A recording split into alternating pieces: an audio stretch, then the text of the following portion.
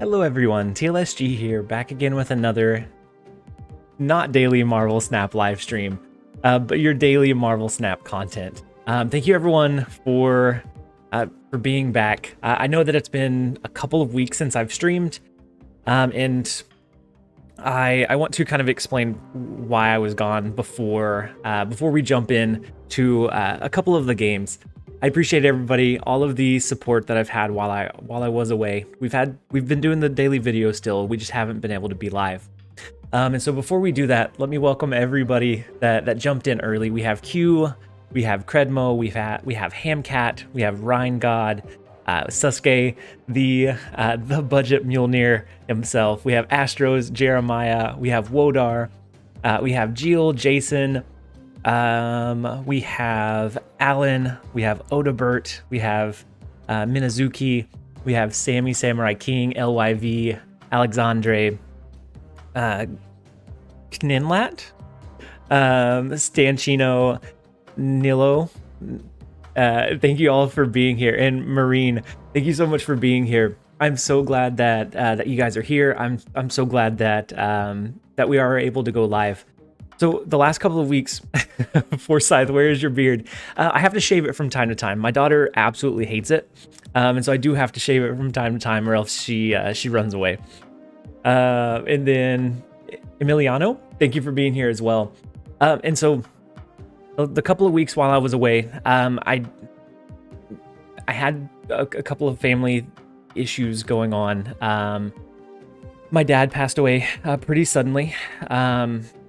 So one of our channel members, he was in the streams a lot. He was in the videos. He went by the username Stars and Moons. Whenever I was young, whenever I would go to bed at night, I had like the glow in the dark stars and moons on my ceiling. And so instead of "I love you," we would say stars and moons. And so that's the username that he chose to be able to come in and support my content. He was very proud, which is why I have kept going with the daily videos. But it has been kind of rough. I thank you, Q. Thank you, Jill, G and J. Thank you all very, very much. And it was very suddenly, and so I want this to be a positive experience, and I don't want to dwell on it too long, but I did want to kind of explain why I was away for a bit. And so I was staying with family. That's why the background changed for a little while. I was staying at my sister's house with my mom, the rest of my family, just to make sure that we had that support system around. And so, yeah, it was a very tough thing to go through. The content, you guys, the videos, they did help, because I know that was as we get older, we kind of grow apart, and this was the one thing that kind of brought us back together, was the content, was me doing something because he knew that I really enjoyed it. And so he was very, very proud. That was like 95% of our conversations. Was just different ideas and different things with the content and what I could do and how it's going. So that's why I kept going. That's why I kept doing the daily videos. And Marcus, as far as what happened, I don't want to drag things down too much. It was preventable. It wasn't like natural causes. It wasn't old age. It was very, very sudden, very abrupt. But thank you everybody that just joined in. We're gonna jump over into the gameplay, or else I'm gonna start crying, and I don't want to do that on stream. Kim Kant, Jake, Umais, thank you all for being here. Joe Boy, I appreciate you guys so very much for being here. Today on a Neil, thank you so much. Today on a brighter note, we are going to be running a couple of the new cards. So we have Shuri and we have Atuma. Sashino, thank you guys so much. I really do appreciate it. it means a lot that this community that we have created, and the positivity and just I'm not crying, you're crying. Odebert, yeah, no. It's been a very big wave of just emotions and trying to kind of process through everything. And so I appreciate you guys being here for me, and just outside of just the content, just being able to maintain those positive vibes. And thank you, Kappa. So today we are going to be running a Shuri deck. Carlos, how's it going? We're going to be running Shuri and Atuma. From the video this morning, if you guys did check it out, we subbed out Jubilee and we put in Invisible Woman. So Invisible Woman has some kind of cool interactions with Attuma, in that Atuma's ability is that if you have another card here at the end of your turn, so since Invisible Woman doesn't reveal until the game ends, Attuma actually won't get destroyed once everything resolves. And so you can kind of sneak some additional power into that lane. You can also hide a Taskmaster for a big last turn swing. And just overall, the deck works pretty well, especially in the leech meta that we found ourselves in, trying to counter like those big, strong combo decks. If we get leeched, we have a strong Destroyer. We have a strong Red Skull. We just have a lot of just raw power that we can then throw onto the board still. And so let's go ahead and we'll jump over into a couple of games. Hopefully we don't feed too much. We are still working on the infinite grind. Right now we are at 88. And so we're slowly climbing. We're slowly climbing that way. Hopefully we can get a match against Q. It's been a very long time since I have matched up against Q, especially on stream, and he's running a spicy M'Baku deck. I wouldn't expect anything less from Q. And so hopefully we can get a match against him. And then Nilo, thank you so much for joining as a channel member. I appreciate the support. If you refresh the stream, you should now have access to our growing list of emotes. So Niv, we are live. Thank you for being here. I'm glad you were able to jump in and join us. So for this deck, most of the time, our first couple of turns are just getting a feel for Dinar. You're not too late. We've only been going for about 7 minutes, and the first part was kind of a sad, sappy intro. And so, no, you're not late at all. Carlos, when is Null going to be released? The event said today, but that's really been the only thing that I've heard about it. So I don't know if it's just going to get slotted into the token shops, but it should be today sometime according to the event. We just don't know what that looks like. Where was that White Queen from? Oh, I didn't switch decks. Jake, this is the deck that I've been climbing with. So this is not our Attuma deck. we'll switch after this one.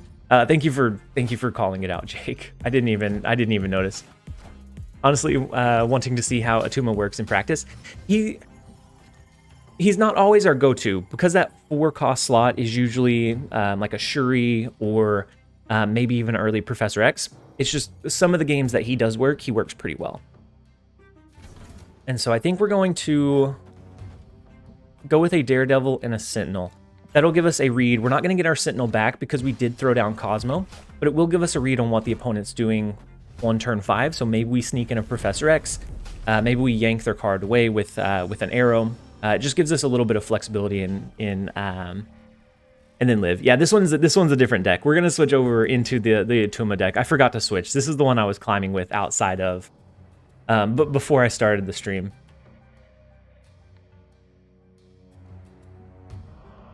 And then Umais, I haven't played in a while due to sickness. What have I missed?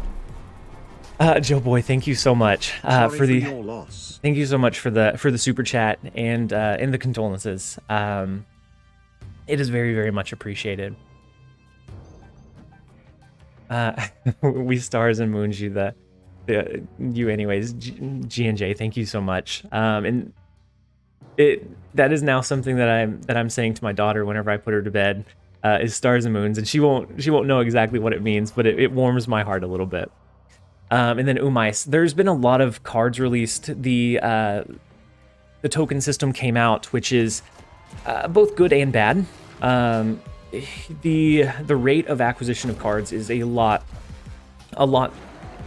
slower as you get further in the progression. The idea is that they don't want everyone to have a complete collection, but that in practice sometimes feels very, very bad. What do you do if Daredevil is in 2 locations? Play the waiting game. So if both players have Daredevil, if so, they cancel each other out. Sasuke, thank you so much. I've been playing Attuma on a Spectrum Destroyer deck, and it works out great. Yeah, I tried the kind of like Spectrum Destroyer. I took out one of the cards in like that normal archetype. That way, it still maintains that flexibility, and it is a good take on it as well. So where do we want to push our power? We can do a leader play. Do we think that they'll do an Ultron? So they have the Patriot, they have Blue Marvel. They could copy it with a Mystique here. But I think we have just the raw power output in the Raft. And I think between Helicarrier and Leader, we should be able to maintain a win condition in Hala. That's what we're gonna lock in. Sorry I missed the start. Bad news. Story here. Mr. Stream. Doxter, no worries at all. This was definitely an impromptu stream. I've been trying to work up the nerve, the courage to hit the go live button for a little while, and so no worries at all. There wasn't much lead time in it. Yeah, they ran a Heimdall. Well, I think the Heimdall was their free 6-cost card from the Raft. Yeah. So it was the free 6-cost card, and so our leader copied their Heimdall and just shifted everything. That was the Heimdall from the Raft, and luckily we were still able to find the win condition after everything shifted over. That could have went bad a lot of different ways. I'm gonna go ahead and add that to the stream just so that we're positive. But we're gonna go ahead and switch decks back to our Attuma deck. But Umais, as far as what you've missed, there's some cool new cards, some cool new interactions. So Silver Surfer is pretty strong if it's left uncontested. So something like a negative.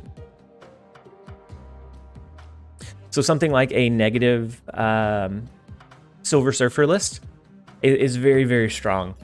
Even just a regular Silver Surfer list can put the opponent in unwinnable positions.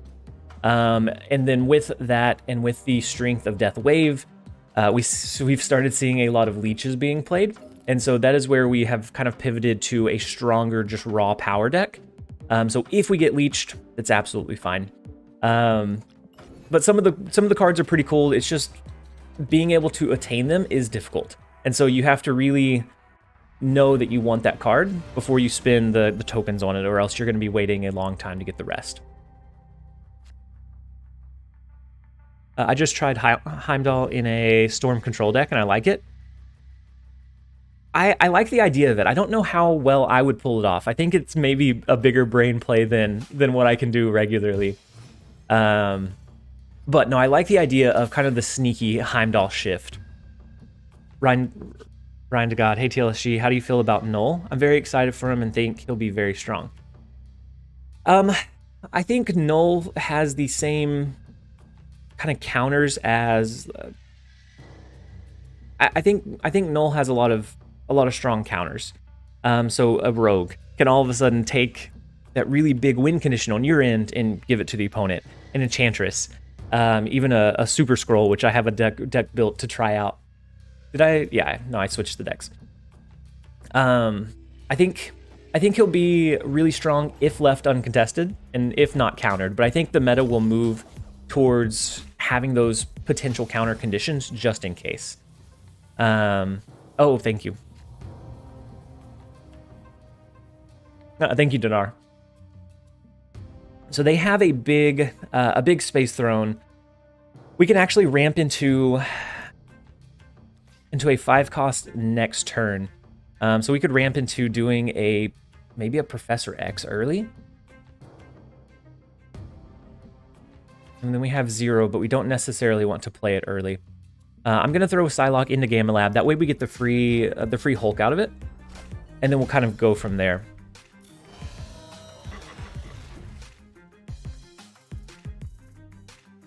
Ruhan, I may have missed the question. Was it about Galactus? Because I see that Kim Kant said that Debris was a good counter. And we have Attuma. And so we could zero into Attuma into a Taskmaster and a last turn potentially a Destroyer.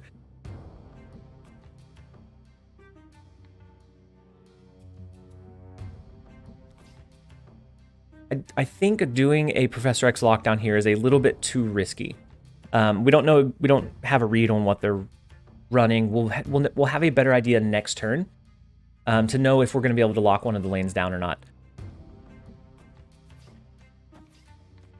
And so let's go ahead and do our zero into our Attuma. We're going to split the power just a little bit.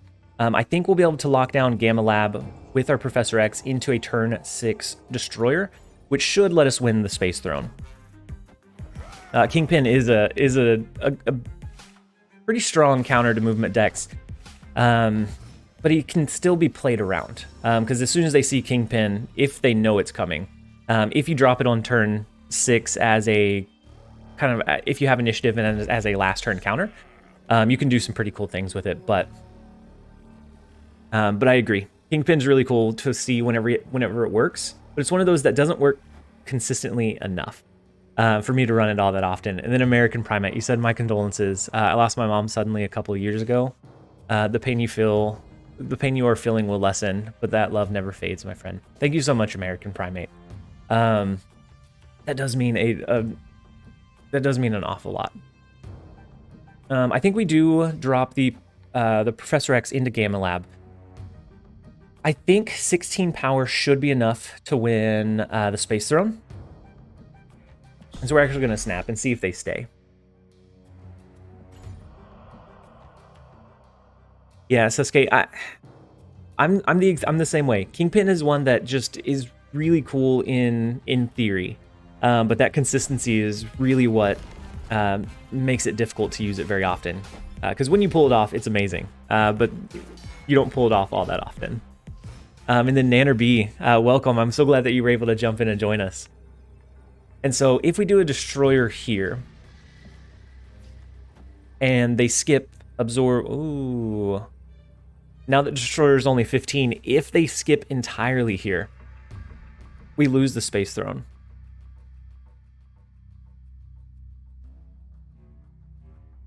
But do we think they do an entire skip? I think they play at least something into Onslaught Citadel.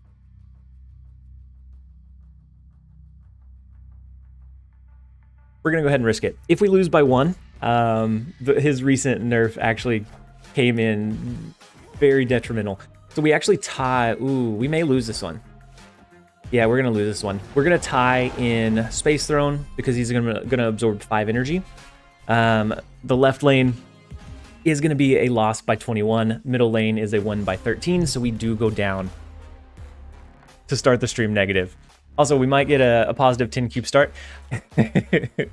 almost close, but not quite. The Ant-Man into the Citadel was very, very strong. That was a strong play to allow some additional energy into that sunspot and have the really big Ant-Man, which I believe was what, 7 power? Yeah, it was close. It was worth seeing and looking, seeing how it turned out. Bruno, Shuri is pull 4 or 5. Shuri is a pull 5. Hey, and then we match up against Q. It's been a very long time since we matched up against Q. And so we're gonna go ahead and we could go -16, no, -14 to start. But Q is, and for anybody that maybe has joined the channel recently, maybe doesn't know exactly the story behind Q.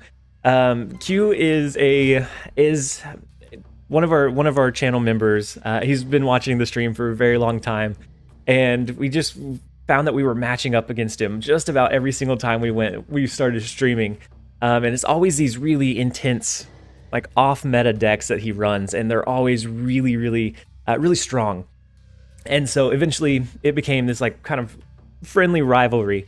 And so we double snap anytime we see Q. So we raise the stakes. He has a better win record versus me than I do to him. But still, every time we match, it's very, very interesting. Charles Cameron, been playing this, but with Typhoid Mary since I don't have Attuma. Yeah, with Typhoid Mary's a decent sub because it's about the same power. If you end up zeroing it out, that's great. If not, it could lower some of your other ones, but but overall, I think it's a pretty decent. I think it's a pretty decent sub. I don't know why we ramped early. I was too distracted telling the tall tales of Q, and I forgot that we want to ramp on 1-3 instead of 1-4.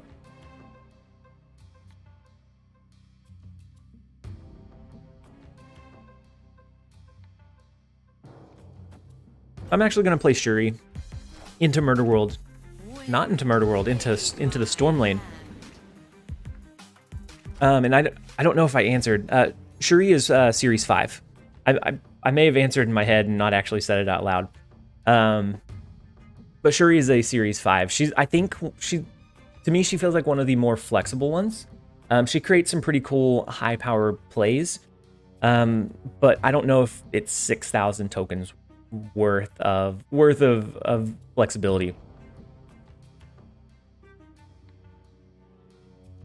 Yogi, you said, "Man, I'm a big fan of you, and I will always use your deck. Only and sometimes I modify it.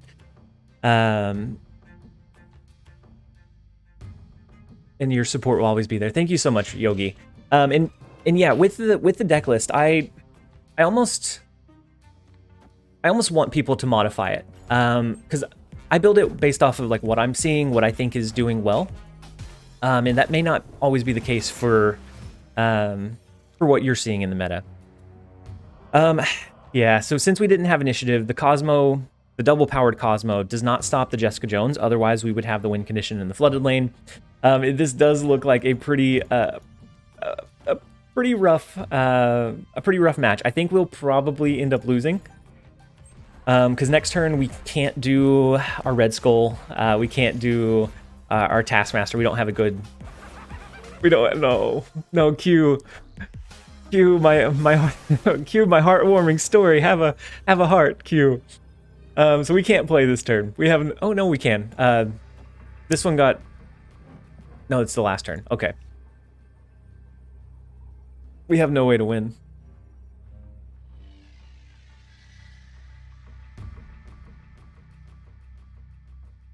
Initiative? Oh, how do you spell it? I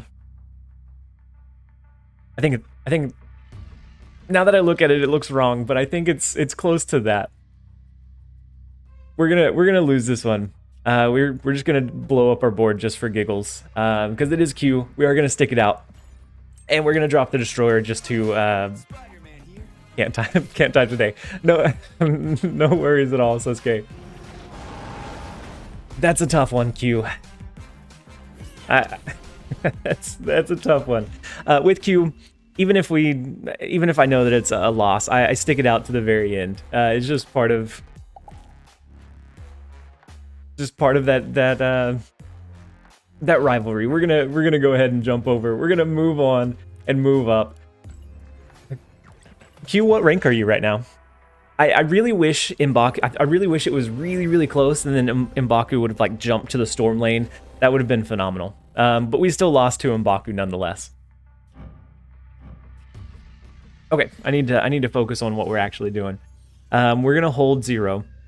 We don't have a good target for him right now. Sammy Samurai King. Oof, -14.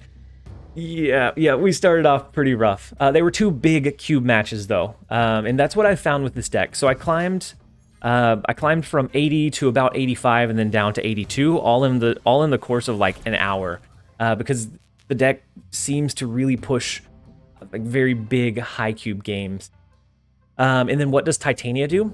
So Titania is a 1-cost 5 power that every time a card is played in that lane, so either by you or your opponent, she jumps sides. So it bounces back and forth. So it's almost like a goblin that you can make return back to you. So it makes the opponent's play lines really awkward in that location, because they might accidentally clog up their board into you playing a card there and getting that extra 5 power swing back in your favor. I don't have her, but I think she's going to be a very fun card to play around with. So I'm going to go ahead and play Cosmo into the Tinker's Workshop. I don't know for sure if they're going to run on reveals or not. But what I'm wanting to set up is a Shuri into like a Red Skull. That way it can't be Shang-Chi'd, it can't be destroyed. We could even do Shuri into maybe like an Attuma into a destroyer in the Cosmo lane, knowing that destroyer won't trigger here. We stop their agent collusion, so they're not going to have the 4 and 5 cost card curve. We're going to throw Shuri into Danger Room, and then we'll decide next turn where we want to play our 5-drop. Sub crates, live streams are back. I am going to have to travel back home towards the later part of the week. Oh my gosh, I said collusion again, didn't I? Agent Coulson. It's I've been trying really hard to pronounce the cards correctly as I use them. So like I was real nervous about running an Attuma deck. And then I have Maria Hill in one of my decks too. What are the chances to get Series 4 and 5 in Collector's Reserves? Very, very bad. They are not great. So to get a Series 4, you get one in, so there's like blocks of 40 reserves, and you get one within that block. So you might go 79 reserves without one, then you should pull that next one earlier. But overall, it's very, very bad. Not great chances. Do not lose. That's a better name for him. My brain switches the L and the U around instead of Coulson, I read it as collusion. I saw you play Hoogland on one of his videos and won. I played him yesterday when he was playing his debris deck, and it was one I was nervous the whole time because with debris, if you get the right combo pieces at the right time, it's hard to match up against. And so I was nervous, but I played it all the way to the end. I also lost to him when he was playing a Thanos deck. And similarly, I figured I had lost that one, but I played it out to the end just to see if we might be able to find a win condition. TLSG, do you follow Marvel? So I've always been a fan of the Marvel cinematics. I hadn't been so much into like the comics, but recently I did start. I did get a subscription to their comic book service, and I was hoping for Taskmaster, and I'm slowly working through like some of the like. It's a list of comics that I was given or recommended, but I do keep up with the cinematic and I guess now the Disney Plus shows as well. And I pay much more attention now than I did before. So with White Queen, with Agent Collusion, I think they're setting up a leader play. And right now we have the win condition in 3 of the lanes, but I don't think that sticks. What's the role of Invisible Woman in this deck? To hide your Attuma, to hide your Taskmaster behind, because then he doesn't get destroyed. Agent Coulson. Coulson. It's Agent Coulson. I don't think we have a good finisher here. Like the best we could hope for is to wipe their board with the destroyer if they go with the leader play. It would also wipe ours though, and so it would end in a tie. We're already super negative. I'm gonna go ahead and back out. Taskmaster would have been really good there. Taskmaster against leader plays is really, really strong because it would copy our 30 power Red Skull and it would copy whatever the last card that they played was. In which pool is Mr. Negative. So anywhere from like almost 500, I think it's 486 plus. And so it could be as far as 3,100. It just depends on that pool 3. Like when you pull it, it's a very large spread of cards within that range. We can all agree it's Agent Collusion. We're gonna hit negative 20 cubes, and then we're just gonna bounce back. We're just gonna pop off. 0 Attuma mid, not enough. So they had 2 cards there, didn't they? And so if they did, I was thinking it was gonna be a leader play. But if it was leader and they did leader on the left, actually, that may have been enough, Odebert. I think you're right. Agent Collusion in Biofreeze. Along with Mariah Hill. Reading's difficult, guys. Oh man, and I've been trying to like really focus on making sure I pronounce the names correctly, because I get roasted sometimes whenever I say it and it's just like off the wall. 5 straight 8 Cuber games. Yeah, it's yeah. I did Mariah Hill. My brain took the H from Hill and put it at the end of Maria. It was it was not a pretty day. There was a lot of roasting that happened. 0 removes the ability on 1 card. Yep. So 0, the next card that you play, the ability is taken away. And so like Attuma would lose that negative downside. Same thing with Red Skull. And so they did an Electro. So I think they're running a Galactus deck. This lane becomes kind of, they won't be able to play Galactus here. Actually, no, they can't play Galactus, right? Because they can't play Galactus into the big house. They can't play it here because of Cosmo. And so I think we're in a decent spot. We're going to go ahead and snap. Great, now Collusion will be stuck in my head, and I'll call him that too. And the bad thing is, I've watched a lot of the Marvel cinematics, and I didn't put 2 and 2 together when the card was released that was Agent Coulson from S.H.I.E.L.D. I don't know. I don't know what I thought.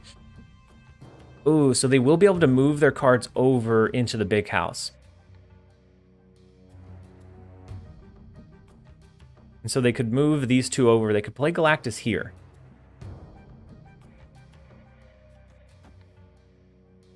I think we're going to play our Red Skull. We could play our Red Skull. Next turn, we could do like a Daredevil and Attuma.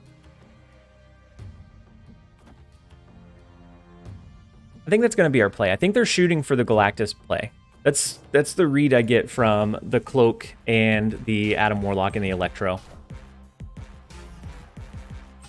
Would this deck work without Shuri, or is she pretty core? Shuri really helps the high roll consistency. Without Shuri, I think I would go with more of a like traditional Spectrum Destroyer with Attuma as kind of like an additional win condition. But I think she is pretty core. Sasuke, easy read. They have a really nice Galactus variant though.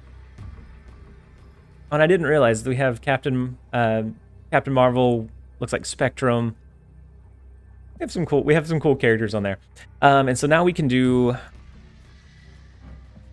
Daredevil and then we could do Daredevil and then Attuma, but I'm actually going to do the Invisible Woman and Attuma just for a little spice. I don't think they have enough power. Typically it'll have a death and then maybe something else. So we're going to block their Goblin. I don't know why he's not retreating. The death should be an easy call. But even Death and She-Hulk, I don't think is going to be enough to beat the 37 power push that we have. Or maybe okay. So they were going for the Valkyrie. That actually doesn't touch our Attuma. So the Invisible Woman helped us out there as well. Oh, actually, with Red Skull, we would have lost had we not had the Invisible Woman play. Yeah, it's a very good thing we had the Invisible Woman play. Otherwise, these would have all been 3. And then Red Skull gives these +2. Yeah, Q. I realized the same thing. So Invisible Woman saved us there. I was not anticipating the Valkyrie, though. I know that some versions of Galactus run it, but it's not common enough. That is not like the first thought I have. But yeah, into the Red Skull was very, very big. But yeah, that Kim Camp, that's definitely why he didn't retreat. We got the Galactus call, but we missed the Valkyrie call. Invisible Woman, not just for the memes. Yeah, he had 2 pretty big pretty big Series 5 cards, and I wasted 6,000 tokens. I'm just waiting for ongoing to be in the meta, but I wasted 6,000 tokens on this guy. I've used him a couple of times. If we are ever in a strong ongoing meta, him plus Mystique is just going to win games, because if they have an Iron Man and a Mystique, both of your Super Scrolls will have both of those. Yeah, I spent I spent some tokens. So I've opened between my two accounts, I've opened about, or I've gained about 2,700 collection levels. So about 2,700. I haven't naturally pulled a Series 5 card on either. So any Series 5 cards that I've got, I've bought. Yeah, the Valkyrie Galactus, I guess that's true, Soneka. The Valkyrie Galactus is only rare because they're both Series 5. And so if you have one, most likely you don't. I was close to buying Super Scroll because of the art and potential variants. Yeah, I think it'll be good in very rare spurts. So if Mr. Negative ever like really fully comes back into the swing, then I think we'll see. I think Super Scroll will be really strong. You could hide it behind your Cosmos and things like that. I would think either a direct counter shell where we would use Super Scroll instead of maybe Enchantress, or a Mr. Negative variant where he becomes a 2-cost. I only got M'Baku naturally. Yeah, the first one that I pulled was Maria Hill, naturally anyways. And then on this account, I've only used my tokens for Series 5. For Sulky Hulky, my alternate account, I've been buying Series 4 cards. That way I can experiment with them as well as the Series 5. So on that one, I have Luke Cage, I have Luke Cage, Helicarrier, She-Hulk, and then I have almost 6,000 tokens just in case I get null on that account. I'll be able to buy it. Not Maria Hill? Yeah, not Maria Hill.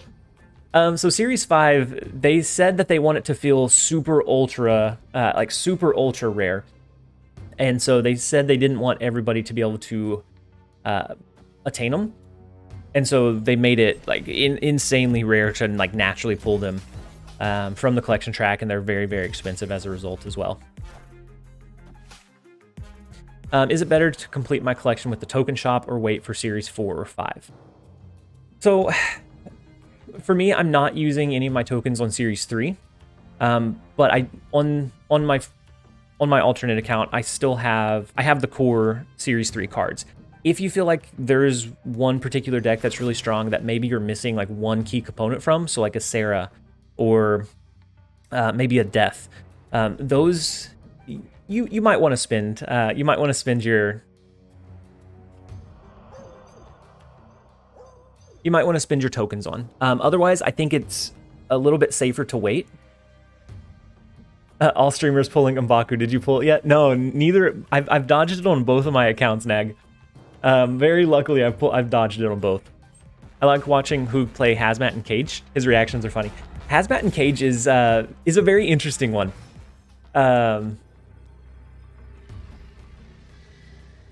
And so when it works very, very well. So, on the alternate account, I also have Absorbing Man.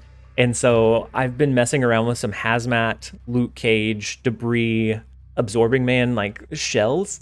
And when it works very, very well. Absorbing Man can either double trigger your Debris, it can double trigger as Viper, as a Green Goblin to clog the opponent's board. It has a lot of flexibility in that shell. It's just not as strong or consistent against like Killmonger decks. And so with the Leech, we've been seeing an awful lot of Leech. And so this is kind of where this deck starts shining.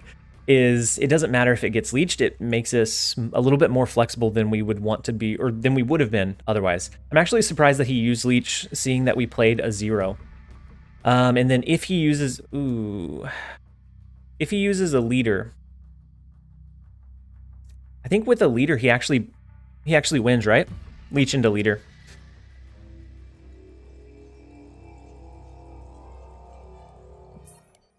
We're gonna run away. So the leader would, yeah, we didn't have enough of a lead in both of the lanes. Like this one, we were fine. But if he played leader here, we wouldn't be able to keep up with the win condition, which is, if I was him, this is where I would have played my leader. And then we could have only played at max 2 cards, just not quite able to make it work. So NECA, I think that's why they would leech, knowing that they had leader to follow it up. And leader is a balanced card, by the way. Leader is slowly working his way into a lot of meta decks.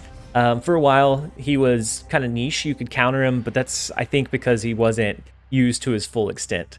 He's becoming very, very difficult to play around in several different scenarios. Wouldn't Invisible Woman versus Attuma work versus Leader?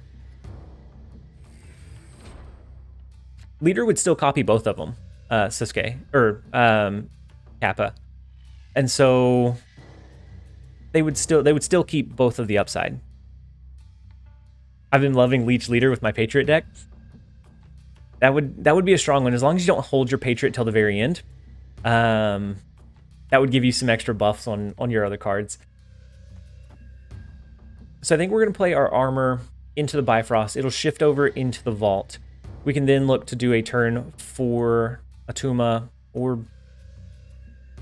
if we draw something else, maybe we pivot off, but that's going to let us have some flexibility with our big power play. I think leader should be 6-0, like Zola. That might be a case for him, because then you have to know that you have the win condition, or you have to have enough power and space in both of those lanes to be able to use him. That might make him a little bit easier to pull off that way. Dark Dimension is a big yikes.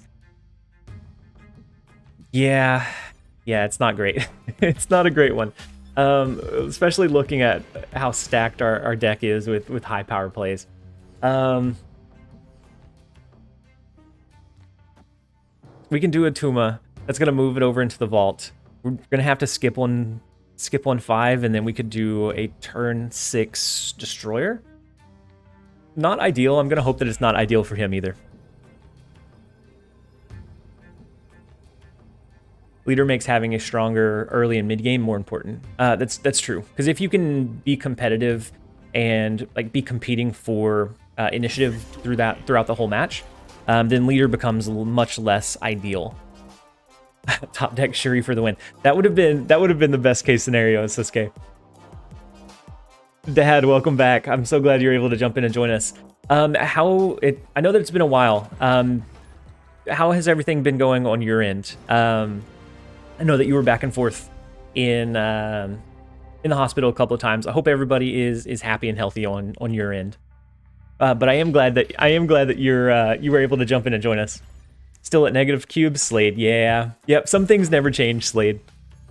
Sometimes we just start a stream and just goes super. Had a baby Friday. Congratulations, Dad. That's exciting. I'm sure you're probably very, very tired, but it is very, very exciting. And it's very, very rewarding as well. Invisible Woman wasn't in the video, was it? Ferdinand, she wasn't. So Invisible Woman in the video was Jubilee. But with this list, I thought I would try it out, and it seems like we don't draw her very often. If we did, it adds some flexibility to the list. But we haven't really had it drawn to set up in just the right way. That Iron Man variant? Wait, which Iron Man variant? Dinar, did I miss one? Did I miss an Iron Man? Bass Cerebro deck? It could be, or it could still be. Could be a Surfer deck still. Sometimes they will use Adam Warlock if it's a non-negative version. Slade, do you have some tokens? Do you plan to buy Null? If Null comes up, I have almost 6,000 on Sulky Hulky. I only have like 3,800 on this account. So if it comes up, I do plan on buying it. On Sulky Hulky, and then Not enough 3 costs. We don't know. They could drop a Sarah and then just flood the board on 5. So we might see a Juggernaut play in the flooded lane. Null's going to be amazing. If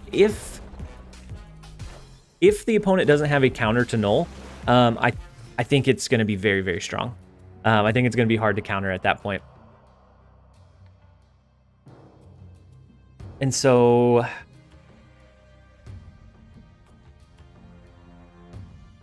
yeah, there was the Juggernaut play. So it does look like they're running that version. So I anticipate that they probably do a Sarah into Atlantis, and then they flood the board next turn.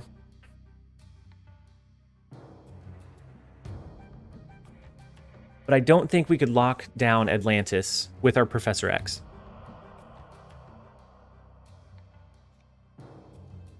We could maybe lock down Stark Tower and then hope for our win condition in Atlantis, but I don't know that we'll be able to get that either. Yeah, at least he didn't go to the right. If he went to the right, I think it would be an easy Professor X lockdown in Atlantis, and I almost might prefer had it went over there. Can you show me the best dagger deck? I haven't tried one in a while. The last one that I ran was like a Magneto counter movement style list that worked pretty well. Oh no, it's a Mr. Fantastic, so not a Sarah. We might be able to outpower him here. So the 0 into Red Skull is going to be an 18 power play, or just the Destroyer is a 20 power play because of the Atlantis bonus. So I think we go Destroyer instead. That gives us just a little bit of extra power. They might be able to push enough power into Atlantis, but I think it's going to be tough. Yeah, not seeing Sarah here is a massive win, because that means they can only drop 2 3-cost cards, and so like a Wolfsbane and a Silver Surfer, which wouldn't be enough. An Iron Man wouldn't be enough either. So I think this is a pretty, hopefully this is a pretty easy win. So it's the Brood into the Silver Surfer, but that's not going to be enough either, because we do have the massive 20 power Destroyer coming down. So we're slowly chipping away at that negative cube stream.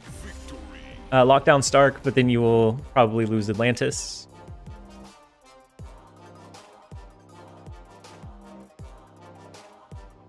I may have read that a little bit late. Almost nothing wins there. Yeah. With the 20 power push, Silver Surfer decks need space. That's where they shine, is being able to kind of spread out their power. Without that space, it puts them in a really difficult spot for a win condition. What's the only counters to Null though? Shang-Chi. There's quite a few, Slade. So we have Shang-Chi, we have Rogue, we have Enchantress, we have Super Scroll, which would copy the Null so that you would have it as well. Those are just off the top of my head. I guess Leech could do it as well. Goose, that doesn't let more than 4 cost. Yeah, there's quite a few counterplays that could fit into like a Null deck. I think it'll be strong if you don't have a counter condition to it. But me personally, if I start seeing it, I'm going to start teching in Rogues or Enchantress, or maybe even the Super Scroll to try to take that upside and swing it in my favor. Yeah, Null is ongoing. So it has the ongoing ability that it has the power of all cards that have been destroyed from the game combined. Yeah, I have to keep trying to justify it. Kim can't. I have to keep telling myself that that purchase was not wasteful. The Super Scroll is going to come in handy at least one time. Is Null count opponent destroyed cards? Yeah, so Null counts all cards, so yours and your opponent's. Do you have any new variants? So I have 2 She-Hulk variants on Sulky Hulky. I don't have any good ones on here, but I actually saved, I think I have 3 variants that I can pull. I'll pull them after this game to see if we get anything strong. And then Sasuke, why snap early here? Thought process. So we have a pretty decent start to our hand. We can do the 0 into Attuma. We have the Invisible Woman to hide the Attuma. We could hide a Taskmaster if we get it early into that would allow us to do a Shuri on 4 into a Taskmaster on 5 hidden here into a double powered, whatever we want anywhere else. Having the Invisible Woman and then a couple of these pieces early feels really, really strong. It might have been a little bit preemptive, but that was my thought process on snapping early. I found that people are a little bit dicey, and so if I have these set up and I start showing how strong some of these plays are, they'll retreat. And so I've been snapping a little bit, probably too aggressively in some scenarios. Sometimes it works out, sometimes it absolutely does not. But that's the process behind it. And so now if we hide Attuma behind Invisible Woman, then next turn, 0 still has that ability to retain. And so now we can do a zeroed out Red Skull. I think Hey, welcome. It took you long enough. Rocky Road, thank you so much for resubbing as a channel member. I appreciate the support. And so glad to have you here. So we could do, I don't know if we compete for Mojo World or just compete for the high power push in these 2 lanes.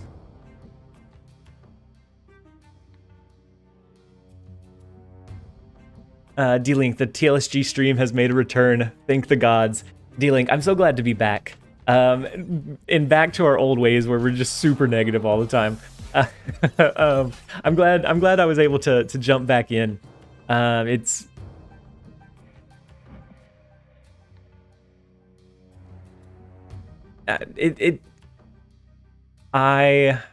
miss streaming. I miss streaming quite a bit. I miss being able to interact with you guys. Just doing the videos felt okay, but it did still feel kind of, I didn't feel like I got to interact with you guys as much. In real life, Mr. Negative. American Primate. I've been playing since global launch and finally got all the cards for a Bayou deck. Any advice to rake in all the cubes? Is it still strong in the new meta? It's still strong, except against Leech. And against Leech, it can still do okay. Leech just means that you want to try to push your initiative a little bit earlier. If you have She-Hulk as well, she upgrades the deck insanely, in some insane ways. She's very, very strong if you do have her. That's not great. How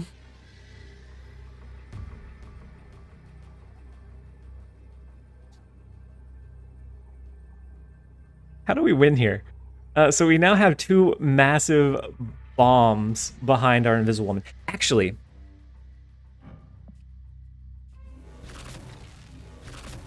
we have the zeroed out Destroyer. They do have White Queen though.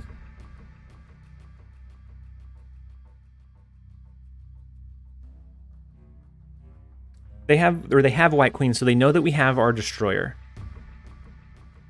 A leader play, but a leader play where? Mid?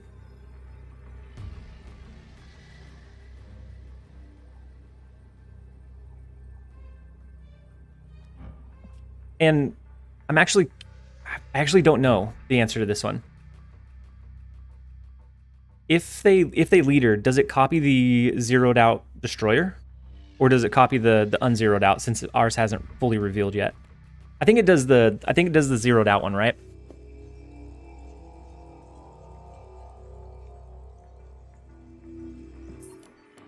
We're losing to potential leader plays. The arrow was really, really strong to keep him, to allow him to continue to have initiative going into that last turn. And I think it's just too big of a risk to go from 2 cubes to 8 for science. Now I know that our Taskmaster works that way, that the on reveal re-triggers. But I think as soon as I lock in the play here, the 0 zeroes out this.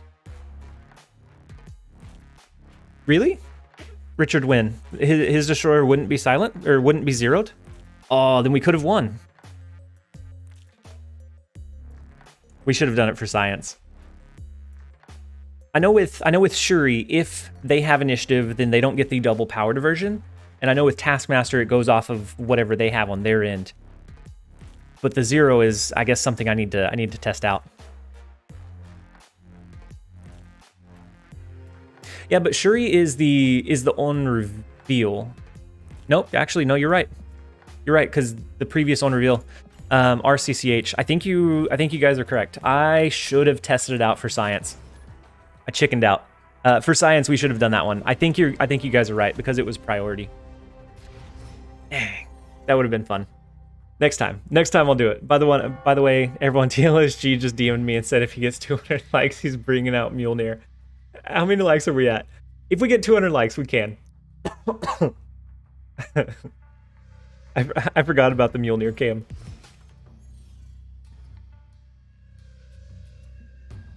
So I actually really like Shuri into Bar Sinister, into a protected lane, into a Taskmaster. If we can get that, then we will absolutely snap. J Progs, how's it going? Yeah, Kim can't. I think it would have been 8 cubes. I think we would have been really close to being back positive. We should have stuck it out. We should have just doubled down and dealt with it. So we don't have a way to protect our second card, but I think that's okay. Sinister London actually makes this a little bit more interesting as well.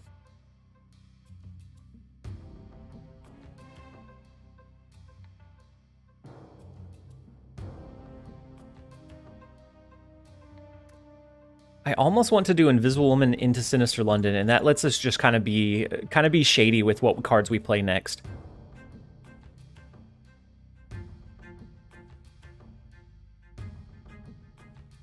Doesn't Shuri into Bar Sinister and then Destroyer in Sinister London instantly win?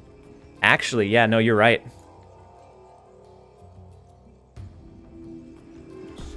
You're right, because then Destroyer would go here and... Well, the second Destroyer... This Destroyer... No, this Destroyer would get destroyed.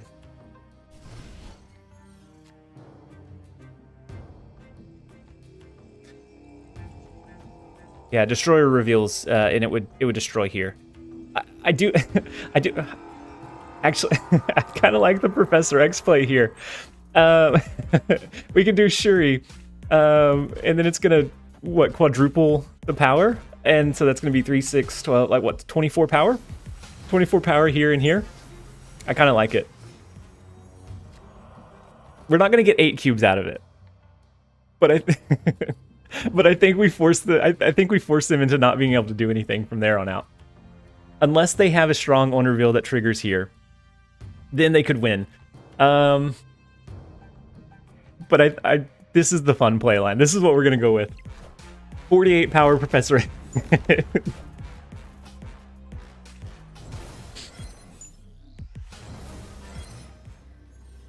Are you gonna do a video on these the bundles coming for gold? I have 2,000. Oh, so like which of the upcoming bundles would be best, Dockster? That's a massive Professor X. So huge. Nice Sarah, bro. Yep, that was a chunky Professor X.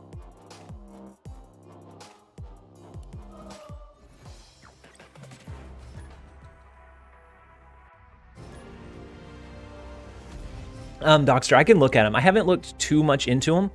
I know that the bundle for the current bundle, the one for credits and variants, unless you just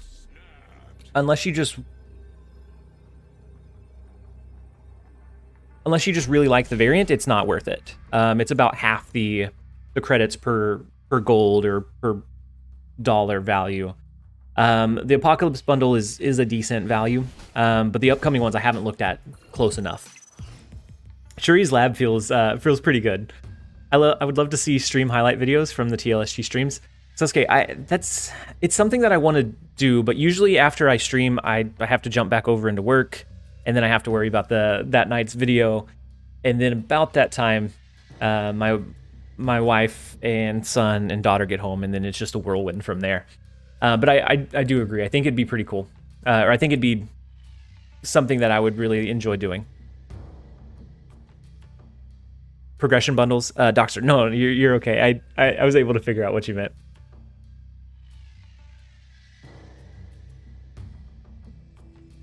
So I almost wonder if maybe a Shuri into... like a Shuri into a Professor X again might be our play. We could always do Destroyer into Shuri's lab to double him. We could lock down a lane where we could hide. We could hide a card behind Invisible Woman. Which I think we do. If nothing else, it kind of takes their... They're going very heavy into Shuri's lab here. If nothing else, it takes their attention away from the rest of the lanes or the rest of the plays. I can kind of video edit, but now is a bad time for me to take on new stuff. Yeah, Dad, you have a you have a new child. So definitely you definitely need to focus on that. But no, I would absolutely look for. It could also be a video once a month, and then it gets a little bit tough to figure out like which ones to do. But I think you're onto something. I think it'd be really cool to do something along those lines. So I'm gonna go ahead and do Shuri into Shuri's lab. We get the extra 4 energy or extra 2 power off of it. Ooh, into the double powered debris. So they've capped out the far left lane. And it's going to shift, so we're not going to be able to do anything massive in that location anymore. And so we played Shuri. We could do a 12 power Professor X lockdown.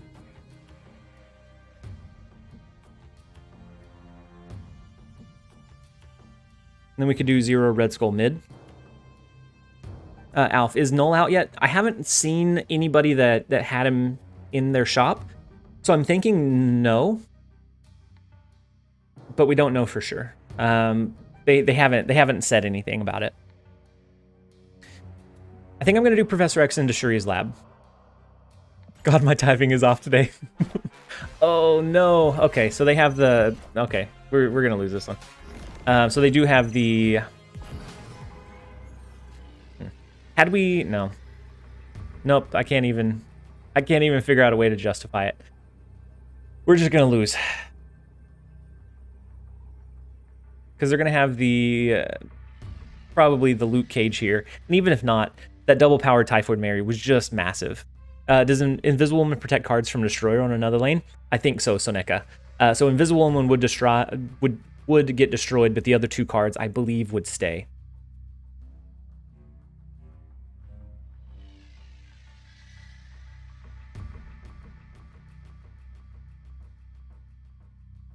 We should have known when Soup Base snapped. He's a very strong player. We should have known when he snapped that that he meant it. That he had a pretty good layout to his hand.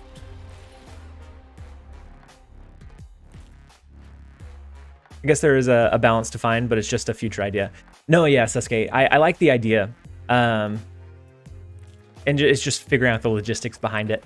I know right now even just doing the streams are going to be tough for a little bit.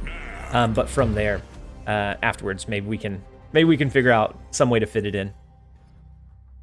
Maybe hire someone to make them. Maybe even as shorts you could drop daily. Kappa, I've thought about the same thing because they shorts interact with the YouTube algorithm a little bit differently.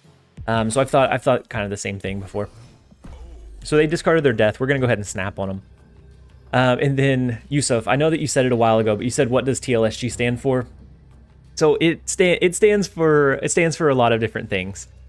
One of my favorites is whenever I was first born, my parents, they had several names and they went back and forth trying to figure out like what name fit for me, and they had it narrowed down to about 4 names after a lot of back and forth. And eventually it got to the point where I was born. They were ready to be dismissed from the hospital, but I still didn't have an official name. And so they couldn't decide. And so eventually they scrapped all of them. They put them as my middle name. And so I have 4 middle names. And so the first one is Timothy. The second one is Leo or Leonardo, but I shortened it to Leo because 4 middle names is already incredibly long.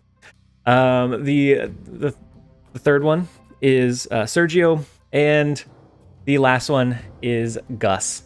And so that is my middle name. To make it short, Delirium. This is a true story. I'm his mom. I appreciate the support, Mom. And so to shorten it, I can't, whenever it's being read in, like, whenever I'm putting it on job applications, I can't write all 4 names. And so I shortened it to TLSG for short. And we just stuck with it. Sasuke, that's a cool story, though it's wrong. So the TLSG actually stands for that live stream guy. It is the true origin story of it. But I like to try to come up with ways to kind of make it different. But no, so it stands for that live stream guy. I thought it was that lonely sniper guy. That is one of the myths or the legends regarding TLSG it is that lonely sniper guy. Timothy, Leonardo, Sergio, Gus, and those are the ones that they were stuck on. They couldn't decide from there. I just pulled Attuma, and I was actually having success in an ongoing list with Armor and Professor X. Yeah, so that was another kind of shell that I put it into Robbie, was into like a Spectrum ongoing, because he gives you kind of some flexibility. You can throw it into a lane that you're going to lock down with Professor X. You could throw it into your armored lane and then still buff those lanes up later with your Spectrum. I think that's another good take if you don't have Shuri, to add some increased flexibility. Nah, that legendary Snap Gamer fits better. So the Killmonger is going to come down. We have the Power Stone, and we have the Space Throne that they're going to rotate here. So what I think we do is we hide our Taskmaster. We're going to... Oh, no. Hold on. We're going to swap hands here. We have the... Oh, no. We're going to hide our Taskmaster, and then we are going to hope in the next 2 turns that we draw into Red Skull or maybe Attuma. That way Taskmaster can copy it. Oh no, Attuma wouldn't work because we can't play 2 cards. We're gonna give it a shot. Yusuf, that's a really nice story. I have a hard time coming up with different ways, and I have a hard time like telling it with a straight face without cracking up. It uses all the letters. And so we could do, actually, we can skip. We can do the massive Infinite into the massive Taskmaster. As long as they don't change Limbo. If they change Limbo, then we're just gonna lose here. But yeah, we're gonna skip. We're gonna do a 40 power Infinite into a 40 power Taskmaster, which is gonna be, I think, kind of surprising. I don't think they're gonna anticipate the massive power push. Steve, TLSG stands for the level-headed snap guy. They're few and far between lately. I have noticed that. It's Kim can't. You're right. It is still not a 48 power Professor X. It tries to come close, but it can't quite. Nothing is the 48 power Professor X. I did have something like a 48 power Zero the other day as well, which was insanely satisfying. You said this deck is so interesting because it shows like 0 power till turns 5 or 6, where it just pops out. Yeah.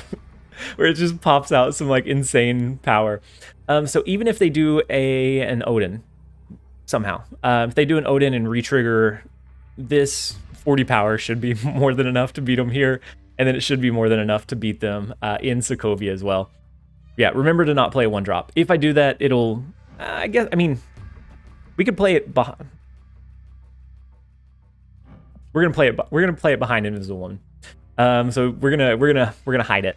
But that shouldn't break the Taskmaster, because whenever Taskmaster reveals, it's going to go off of the last card that was fully played, which is going to be the Infinite.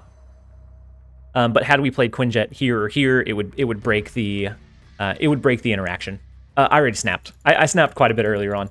As soon as we saw that Sokovia discarded their death, I snapped. I can't snap again. We're gonna go ahead and lock this one in. And so they do have the big Thanos coming in, the 20 power Thanos, but our Taskmaster is gonna be a little bit stronger.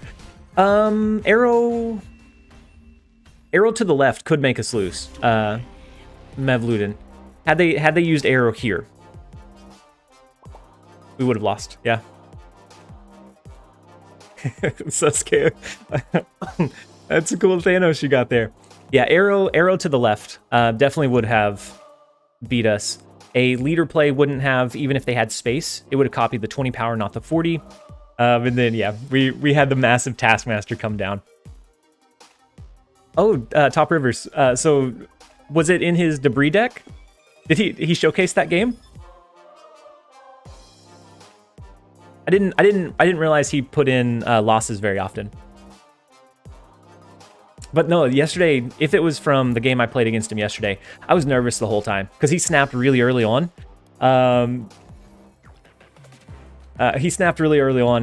so I knew he had a pretty big combo piece. We actually stole his Wong. We had the Wong. I don't remember how we pulled it. Maybe we copied it from White Queen, or we got a cable from somewhere.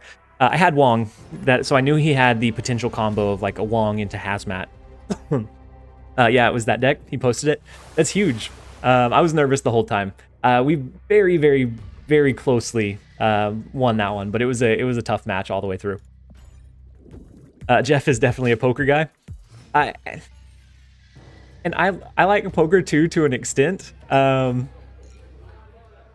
I'm good at analyzing the cards, the chances. As you can imagine, where I struggle is like if I'm talking and interacting with people, I have tells all over my face. Like I can't hide. I can't hide the fact that I have an insanely good hand or whatever it might be. Electro too slow for this list? I think so. I think if you're trying to cheat other things out earlier, you could do a wave. A wave would give you an out on 2 and 3 to get like an early Red Skull Destroyer Professor X. That's unfortunate for David.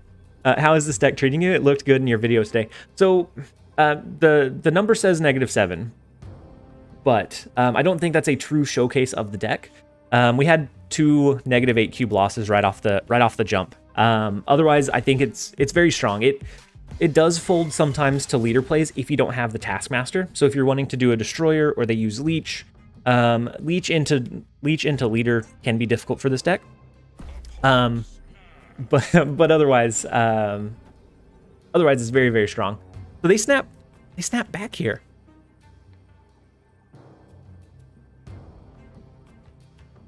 If they use a Quake and we lose bar with no name, oh, so they do.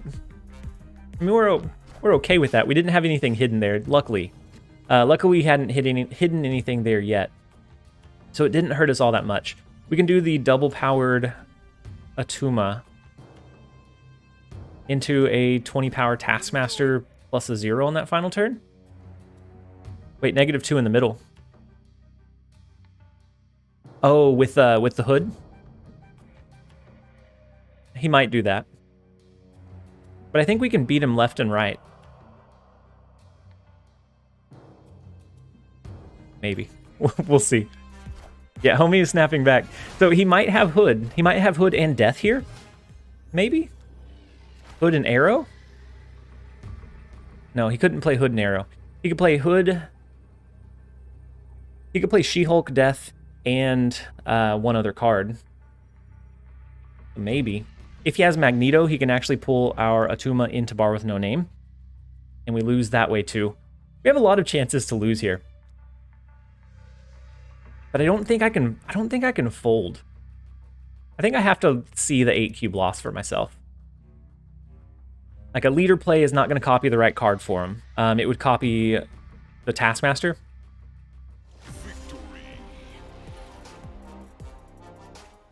But otherwise, he could find a couple of win conditions. Luckily, he backed out. I was going to throw the Taskmaster down and just see what he could do. Yeah, he snapped back whenever he had the Enchantress into the Invisible Woman. And so I think Arrow mid wins. Arrow mid wins as well, yeah. So yeah, he had a couple of outs. If this was like a traditional Death Wave, but it had Enchantress, which is a kind of an interesting choice. One that I don't see very often. Dog Hawk into bar with no name would have been fun to see. Hall, you're okay. You're absolutely fine. We are a little bit over an hour in, but we've been having a decent stream so far. Not incredible cube gains. We lost a couple of big ones early on. One to our Nemesis Q, and then from there we've been slowly kind of chipping away at climbing back up. Jan John, today I managed to put Cosmo and Hobgoblin into bar with no name. That's always so satisfying. Whenever you can pull off that combo and they don't like anticipate it.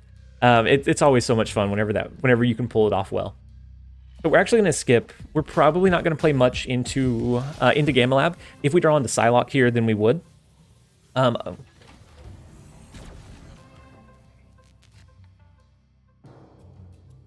And we do, so we get Project Pegasus, and we draw into our Psylocke.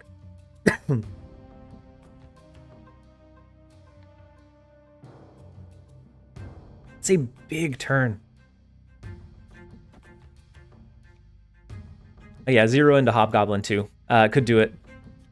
Or if it gets leeched, and then all of a sudden your negative Hobgoblin doesn't have that on reveal. Destroyer and Psylocke. So I'm wondering if we do Shuri instead. That would give us 2. We take those. We're almost positive again. That would give us 2 Hulks. Plus the next card we played would be double powered, so it could be Attuma on 4 into a Taskmaster on 5, into a 0 and like a Red Skull on the final turn is what I was thinking. If you destroy 4 cards and wave, will death be 0? Shazam, yep. That's how the death interaction would work. So either you or your opponent destroys 4 cards, then you wave, it's 0. And so if you have 4 cards destroyed, in your hand you have Death, She-Hulk, and any other card. If you wave on 5 and that's your only play, She-Hulk becomes 2, wave becomes 0, and then whatever other card you have is 4. And so you can do a really big power play with the Death Wave style deck list that runs She-Hulk. That's what I've been using to climb on Sulky Hulky since he has She-Hulk. I've been abusing that one.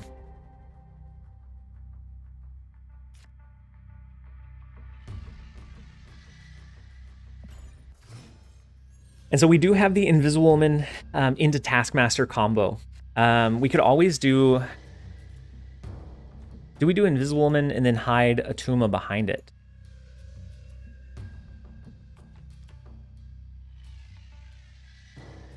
Or we could try to hide it here and then hope that whatever we play into Strange Academy bumps over into Kiln. How do we want to set up our play? Will Destroyer destroy things hidden behind an Invisible Woman? Hamcat, I don't think so. But I also don't know for sure. No Infinite, no in-stream? Oh man. Imsuja. We're going to be streaming for days. What if you lock down Strange Academy with Professor X? Sasuke, that could be a good one too. If it looks like they start playing cards over there, I think that's absolutely the play line we go with.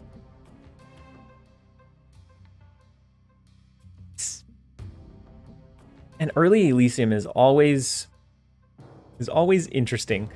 I still think we do Attuma, because they're not going to know exactly what we have hidden here. Ooh, they do a 0 into a Typhoid Mary, which is a big power push. Do we lean back into it, or do we counter and just go with a Professor X lockdown? Killing a camera. So Destroyer will only destroy revealed cards. That's what I thought too. And so that's kind of in line with how I would think it would interact. So do we want to go Professor X Strange Academy? I think it's kind of risky. Or we could do Professor or Taskmaster here. That's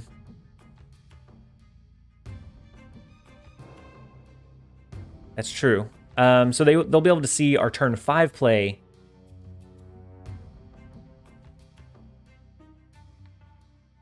And actually, with this play line, I wouldn't be able to do Destroyer. All right, we'll risk it. We'll risk it. Hope that they double down and kill him. Oh no! Okay. It's not the worst. we tie in Strange Academy. Is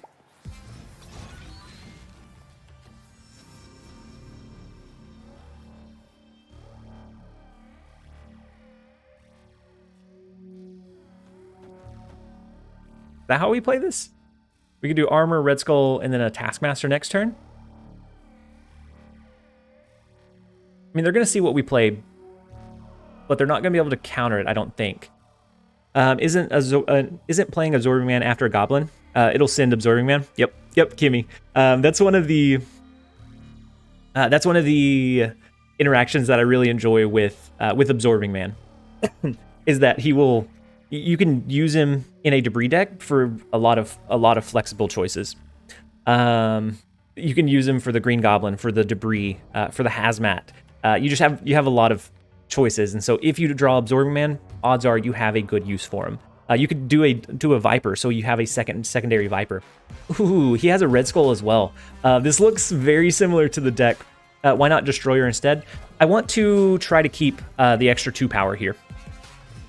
Destroyer would destroy our Invisible Woman. It would keep Attuma here. But I do think we need... I think if we're looking for the tiebreaker, I think having the extra 2 might be the make or break. And so with Attuma and Invisible Woman, since Attuma says if there are cards there at the end of your turn, he destroys himself. Since Invisible Woman doesn't reveal until after the game ends, he won't destroy himself.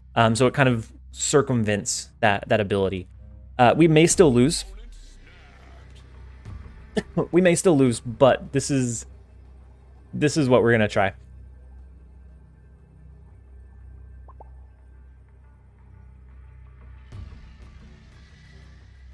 Little Eastwood, we are back. We are back. It is the Taskmaster into the 17 power Red Skull into the armor. So we actually have one additional card on him, right? Because we have the armor, he has the armor, we have our Taskmaster and our 0. And so we win this lane by, what, 4? And then we lose mid by 3. Had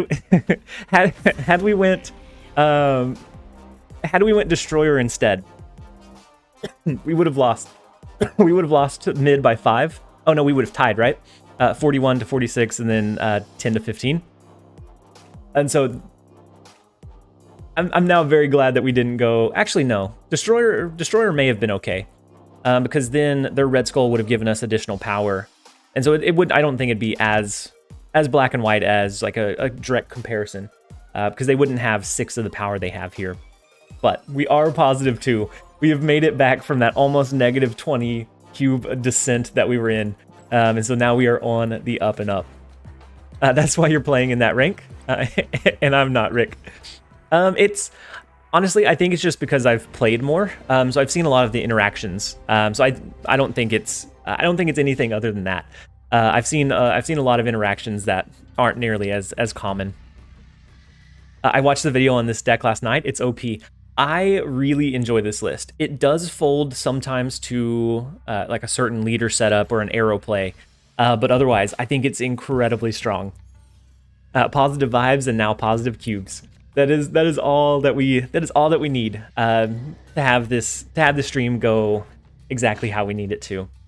Especially after the last one, I still had the negative cubes on the screen on the overlay. Whenever I started launching this one, and we ended at like negative 30 cubes. Our last stream was awful, awfully negative. Positive vibes, awful in cubes. Ooh, I actually like the Nexus. If we can get a Cosmo, to stop any kind of own reveals. Then we can start setting up for some really big plays.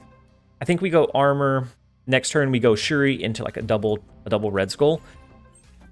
And I think it's gonna be very hard to win. Easy negative zone W. Yeah, if Nexus didn't come up, having like the large power plays that we have, I do think it would have been an easy win either way. I don't think we need Cosmo. Cosmo would stop the own reveals, which would be nice to be able to do like a destroyer. But I almost want to do a Shuri into a double powered red skull instead. Because then I think we could compete against their Thor, and they just gave us the key. They gave us the key to everything. They used Maximus, that gives us the Taskmaster here. Ooh, wait, that's okay. It's not the best, but it's not terrible either. So they're going to use Leech. That's going to take away the effect of all of these cards. So the double Professor X would be 6. That's not quite enough. We're going to do the double power of Red Skull. Actually, the double power of Attuma would be better. No. So this is going to be 20. This one would be 28. And so if he caps out this lane, then they kind of wash. They would cancel each other out. Because the extra power that Red Skull gets from the doubled combo. Yeah, and then with the Leech, Destroyer is going to be free, which is the most ideal thing about this deck. If they have a leader, could they copy the Destroyer? Would it be enough for them to win? I don't know. I think after this one resolves, we'll look at it and see. Because they'll get a leader and a free Destroyer, which is the hardest part about the combo.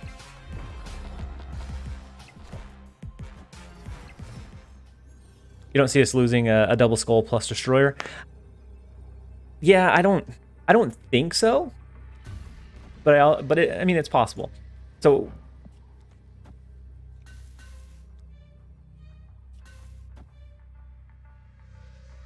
we could do 2 cards here. We could do Invisible Woman and Attuma. Just in case, if you really want to play around leader, just play nothing. That also makes me nervous too, Wodar. Because then if he didn't use that and does have power, 15 power would be a lot to push out though.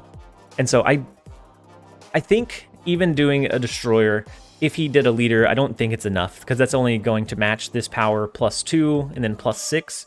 And so it's a positive 6 power swing on his end, not enough to overcome the deficit. And so that's one of the better pieces of the combo. If you can have enough power, if you can have enough initiative going into that last turn, a Leech play doesn't hurt you nearly as much as it does other decks. So like if it was a Silver Surfer deck and we held Silver Surfer to the very end, that's a Leech is crippling. But versus a Destroyer, it just makes it a little bit more flexible and easier to play around. So we have Sinister London again, which is always interesting. If I don't have She-Hulk, will Captain Marvel work for a Bayou deck? I think if you don't have She-Hulk, I would either go with the older setup, or maybe do a leader. That way you could counteract the opponent's like Bayou decks, or anticipate a leader play and kind of outmaneuver them there. I don't know if Captain Marvel would be. I think she would feel clunky as a last turn play. She might work. I may be underestimating her abilities, but I think for me it feels like it'd be a little bit tough to use consistently. We can do the double Psylocke into a turn 3 5-drop. And so we could do double Red Skull, double Taskmaster. But I think I'm going to do the armor instead. I like the idea of ramping up into the early Red Skull, but then we're very susceptible to Shang-Chi counterplays.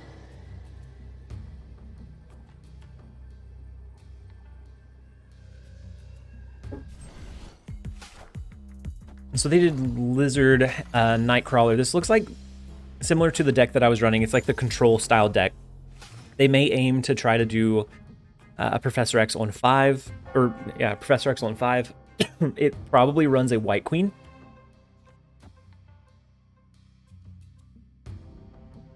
I think we double ramp now. Next turn, we can do a destroyer. No matter where the second destroyer goes, this one is safe.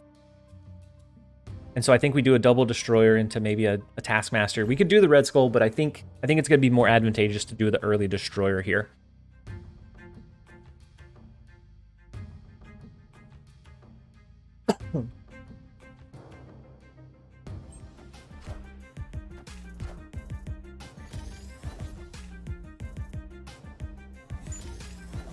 They double down with armor as well. I'm actually not sure what they're running. But I do think our destroyer will be the best bet. We could try to sneak in a Professor X, but I think because we have such strong plays in the destroyer into a Taskmaster, or into a double Taskmaster, I don't think it's going to be able to be countered or comboed. They do skip, so that tells me they might be running like a She-Hulk or an Infinite this turn. But I think our double Taskmaster should be fine. I like the idea of Shuri then Captain Marvel. Don't have the cards though. I agree. Captain Marvel also has pretty good synergy with Attuma. So I think there is some kind of shell that you can make there. Because with Captain Marvel, similar to Invisible Woman, she doesn't move into the lane until after the game is ended, so Attuma wouldn't destroy himself. So I think there's definitely some kind of Shuri, Attuma, Captain Marvel combos that you could make work. And maybe I start brewing around with a couple of builds to see what I can make happen. but it does sound pretty good. I guess we could have Professor X this turn, right? Because it's only turn 5. They do the Red Skull.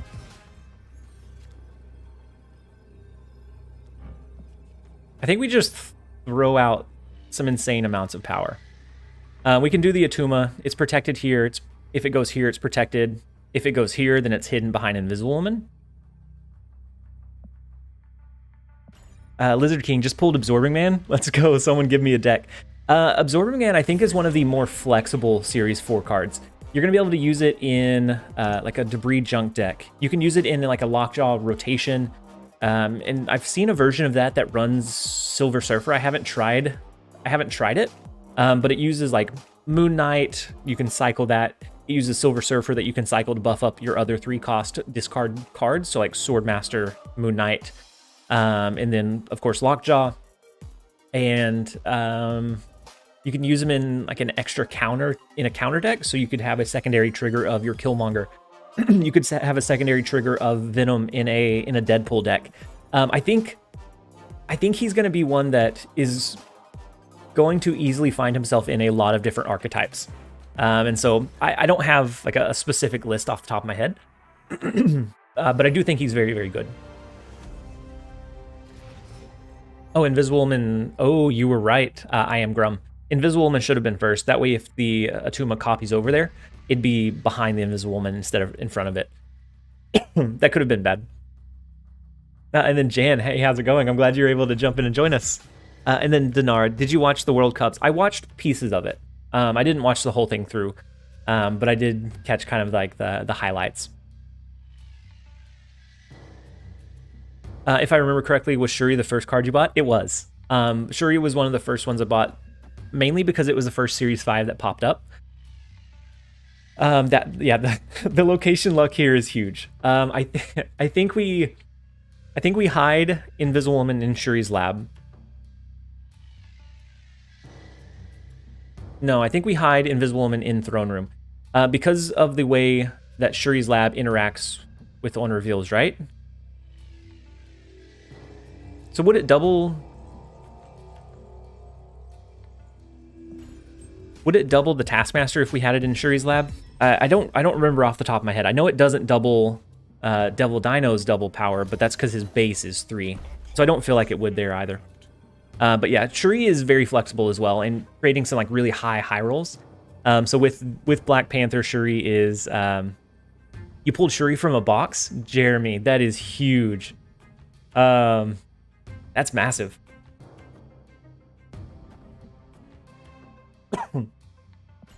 It doubles after on reveals.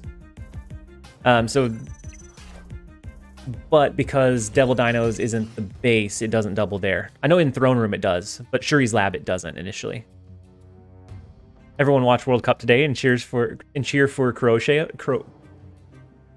of course. When does it come on? When does it come on, Jan?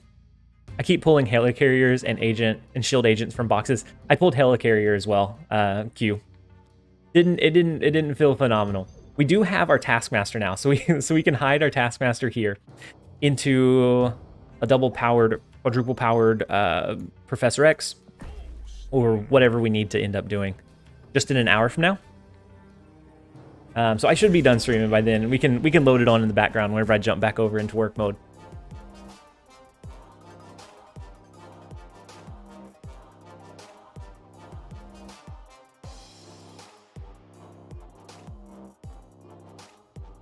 That would have been terrible. I'm so glad they retreated. Oh no, I played Shuri into the Cosmo lane. That we were just flexing at that point. That would have been so bad. I would have been so sad. We will take luck where we can get luck. We will take it. Classic Shuri into Cosmo snap. You know, nothing beats the Shuri when it's played in a Cosmo lane. My gosh. Hey Q, are you here to make us Mr. Neutral streamer? We can either double down and be 16 cubes here, or we lose. So we know that Q is running a very restrictive deck. It runs Storm, it runs Spider-Man, it runs Titania. So it could be difficult to win. But hopefully we can still find our win condition. We don't have any of our huge pieces or assets yet. We could ramp into a 4-cost Shuri next turn, and that would allow us to do a double-powered Attuma if we need to. But I think we're going to go Daredevil mid. Not the strongest play, knowing what deck he's running. Cube donation to Lord Q. Yeah, oh, and then the Sanctum Sanctorum's a tough one as well. We don't have Cosmo to stop a Storm play here. So I think we do Psylocke into... I'm going to do Psylocke into a 0. Oh no, it can. M'Baku can win him Sanctum Sanctorum. If he does not draw into his M'Baku, then I have to change my tone, and he's no longer bad. So we have the 5-cost slot that we can drop here. Ben is looking out for us on this one. We have the zeroed out Red Skull, and then we have a turn 5 Taskmaster to follow it up. That was a godlike top deck. A 1 out of 6 chance that we pulled. Our other potential out would be Attuma, but that was definitely the highest possibility we could have went for. M'Baku is S tier because it makes Crystal S tier. That's pretty bold. That's pretty bold.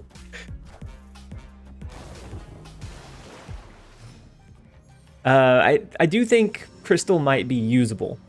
I think we do our Taskmaster here. I don't know that he runs like a Shang-Chi in this list. I know a Spider-Man could be a potential. There's the Spider-Man. Let's go with the let's go with the copy of Red Skull Taskmaster, and hope that is enough to win. M'Baku could still jump into Sanctum Sanctorum and win it for him.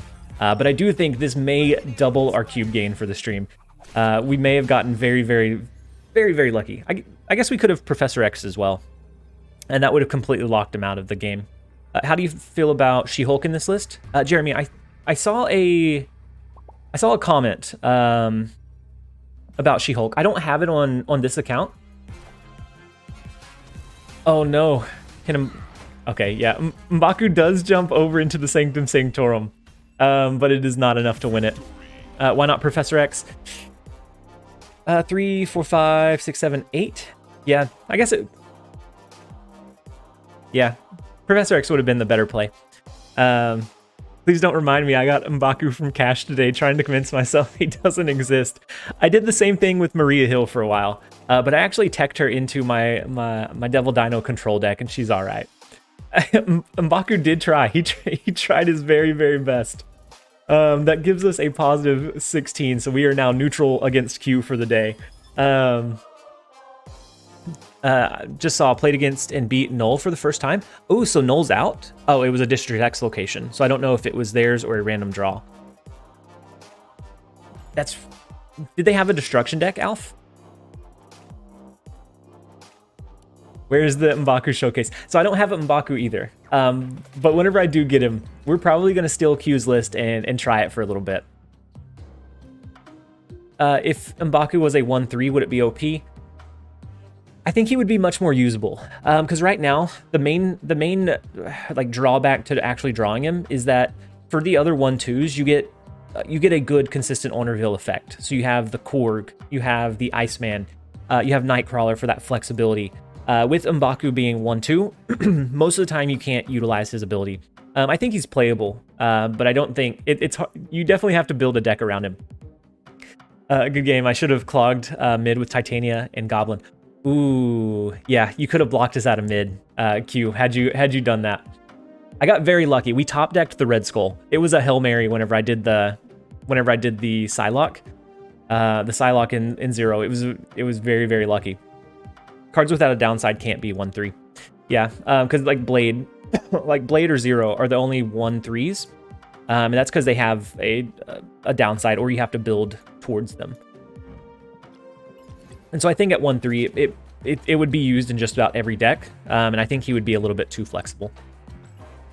Is there anything I can use in the deck instead of Shuri? So Shuri really helps with the high roll, a high roll of it, Ben.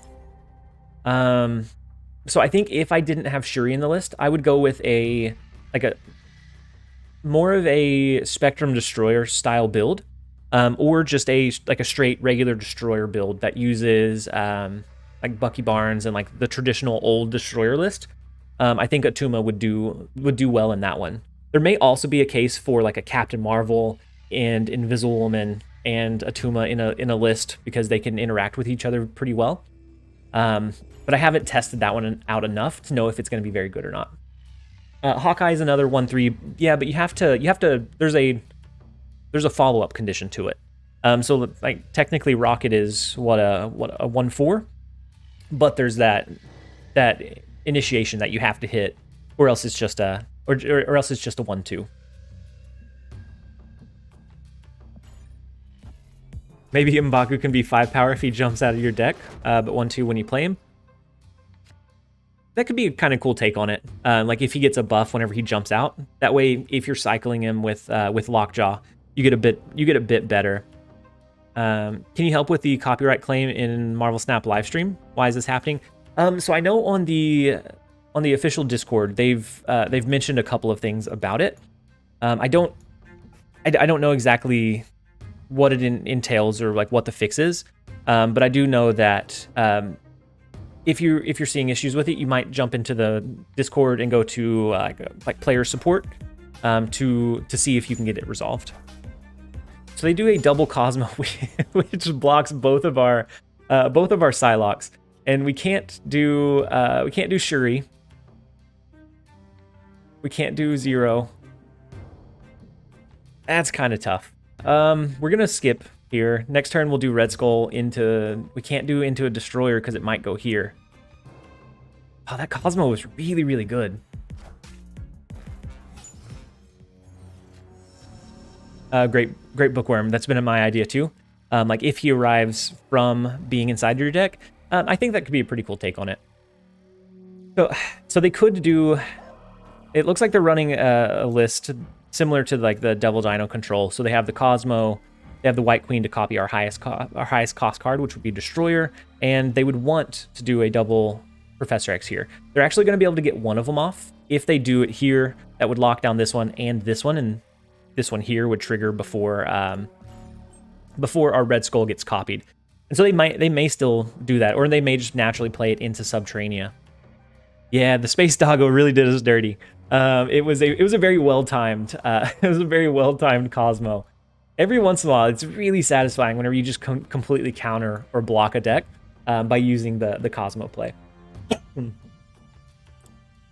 Bad Doggo, unlike Lockjaw. White Queen, oh, that's true, Soneko. White Queen didn't trigger. Oh, and so they go with a Sentinel and Nightcrawler.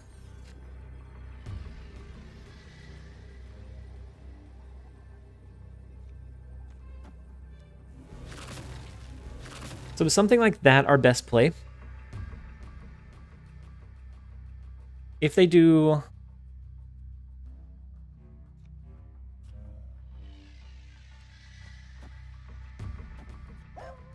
If they do a leader into Miniaturized Lab, that's going to copy our rock. Well, I guess they could move their Nightcrawlers, right? That's a low value. That's a low value Red Skull. 15 power. Whenever it could have been 30, it does feel low power. I think we probably lose this one if they have a leader play and they maneuver their Nightcrawlers just right. But we're going to shoot for it. We ordered it so that the rock, if they don't move a Nightcrawler and they do a leader, it will copy the rock. I do think they'll move their Nightcrawler though. And then our Attuma, depending on where he jumps. Oh no, so they do an arrow. Okay, that's a... We should have anticipated that too. I'm gonna have dinner. Don't go Mr. Negative on me, Sasuke. Without here. I mean, we're just the thought of you leaving. We're already losing cubes. We're down to 14. But enjoy your dinner, Sasuke. Thank you for being here and hanging out for a bit. Any recommendations on how to use Titania? I got lucky to open her last night. Jordan, so Q uses, I guess Q answered. He uses it pretty well in like a disruption style deck. So it's almost like a boomerang Green Goblin. And so it goes to their side, but if you can outmaneuver and outthink your opponent, then you can end up with it just about every time. Leader is also really bad in London because it doesn't copy. Yeah, I was thinking they would play leader in mid. The arrow play was a little bit more transparent. I don't know why I didn't think of that. I was stuck on leader. Definitely enjoyed watching opponents retreat after seeing 30 power Red Skull. Yeah, I use this Shuri Red Skull task deck to reach infinite last day. Oh, Denzel, last day of the previous season. That's huge, Denzel. Yeah, that's what I've found with it too, is that a lot of times they will retreat at 2 instead of getting a big 8 cube game. And so for me, the climbing is a little bit slower. Don't have Attuma. Marry a good replacement? Patrick, I think so. Especially if you double down on her with Shuri, or if you zero her out with Zero. I think it's a pretty decent replacement until you get Attuma. TLSG, do you think Galactus is viable for ladder? I've been playing a She-Hulk Infinite variant. I do. Sojo, I think it's a lot more viable than I honestly thought it would be. Denzel, you said you used Doc Ock. I guess that could be another good one. It's that disruption. It's the 10 power. It does cost 1 extra, but it's that 10 power. It could really disrupt a lot of decks and a lot of play styles. But I think Galactus is really good in decks that don't necessarily... They don't necessarily...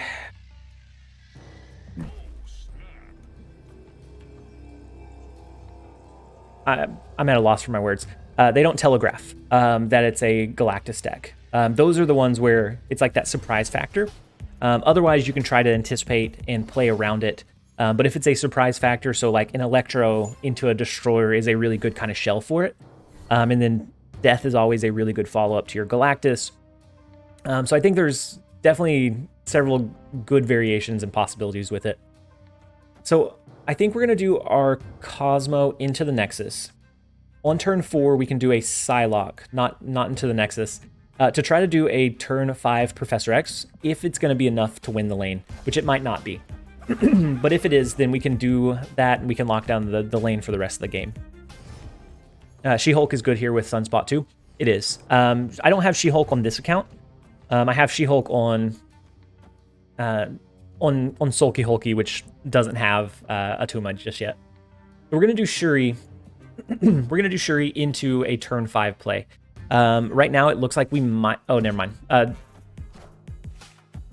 Never mind. Dream Dimension is gonna make it where we can't do that. That's why I was holding the Psylocke. We can do it into a turn 5 in. Well, no, that's double power Invisible Woman. I should have stuck with the. So we can't play to the left. That's interesting that they didn't. Oh, they have an arrow, don't they? They have an arrow and they're going to yank our cards over this way.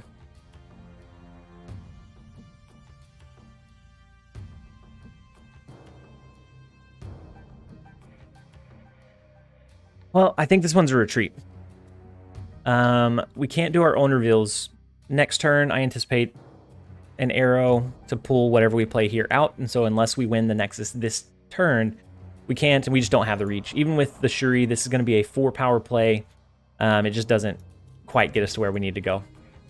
Oh, Sokovia discarded their arrow? Did it really? What did it discard? What did it I didn't see what it discarded from my end. But in that case, it might be worthwhile to just skip here. But if... Why would they play Spider-Man into Dream Dimension then?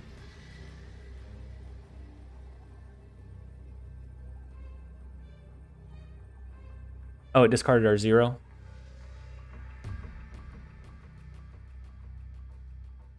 So we can't do Attuma here. Oh, Cosmo blocks Spider-Man. Ben Levy. It's one of those days. We can do Invisible Woman into Attuma. But I don't think that's enough. I think they probably have a leader. This looks like a build. I don't know. This looks like a... It is okay. This looks like a build that might run a leader. If it had arrow, it had some of those disruptive measures. The Miles Morales is a little bit strange.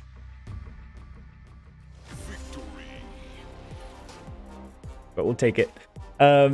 We rustied our way all the way through that. They think you have Infinite because we skipped last turn. We take those. We take those. We take those where we can get them. Oh man.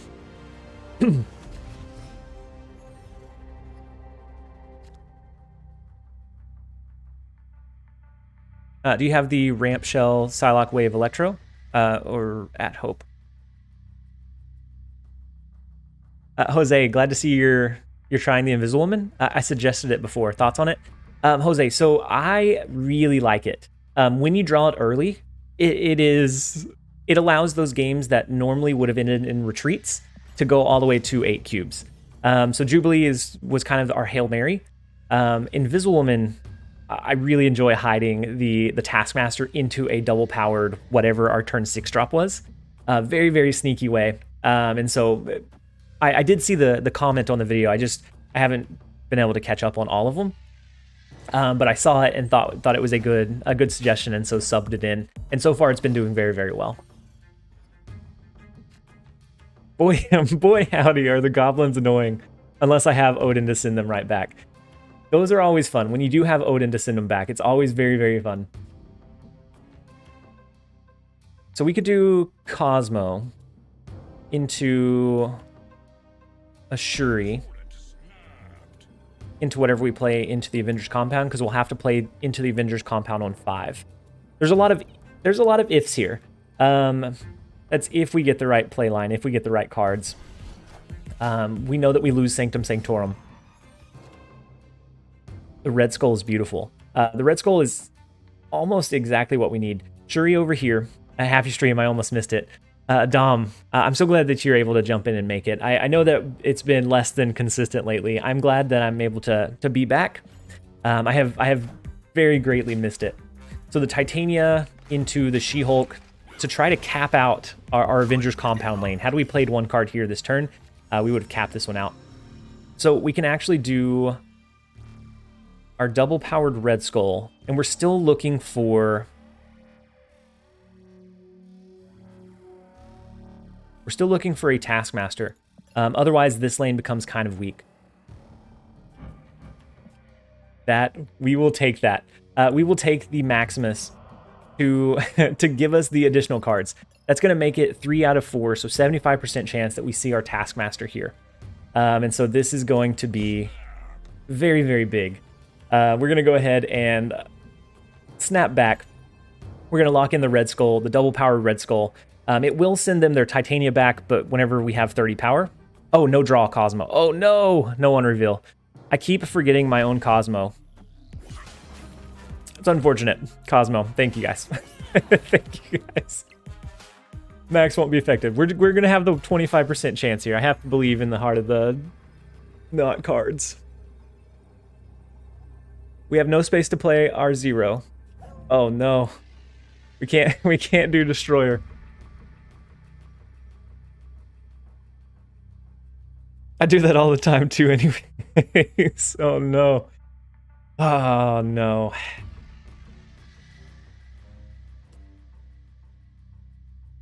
We can't do Attuma. Attuma to the left would destroy himself. Always my own Cosmo. Like, if it's theirs, I anticipate it. I play around it. I forgot that we played ours.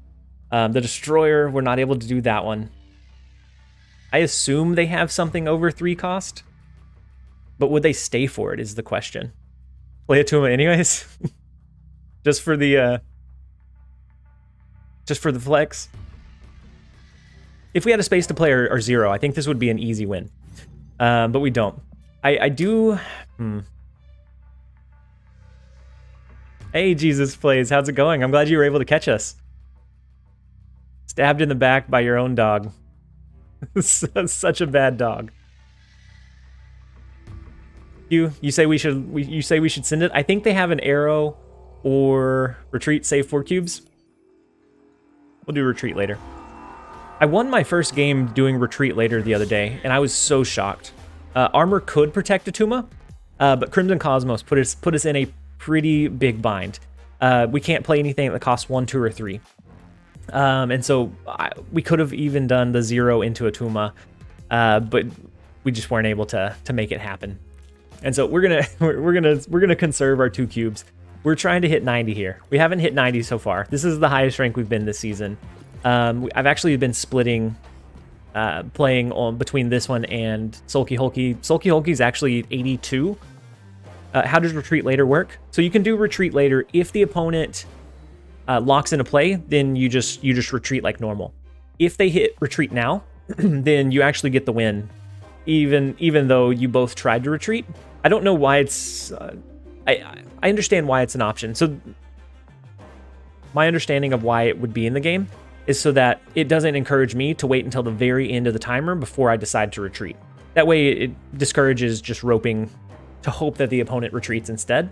So it gives you that option to do retreat instead, or retreat later. It's a tie if they also retreat, and neither wins cubes. And so I do have a couple of variants that I saved. The first one is a Pixel Rocket, which is not what you want to see. Okay, this is I like this Devil Dino variant better than the one that I currently have. And so we will take that one. We have, I think, one from the rank track as well into a Pixel Forge. Oh my gosh.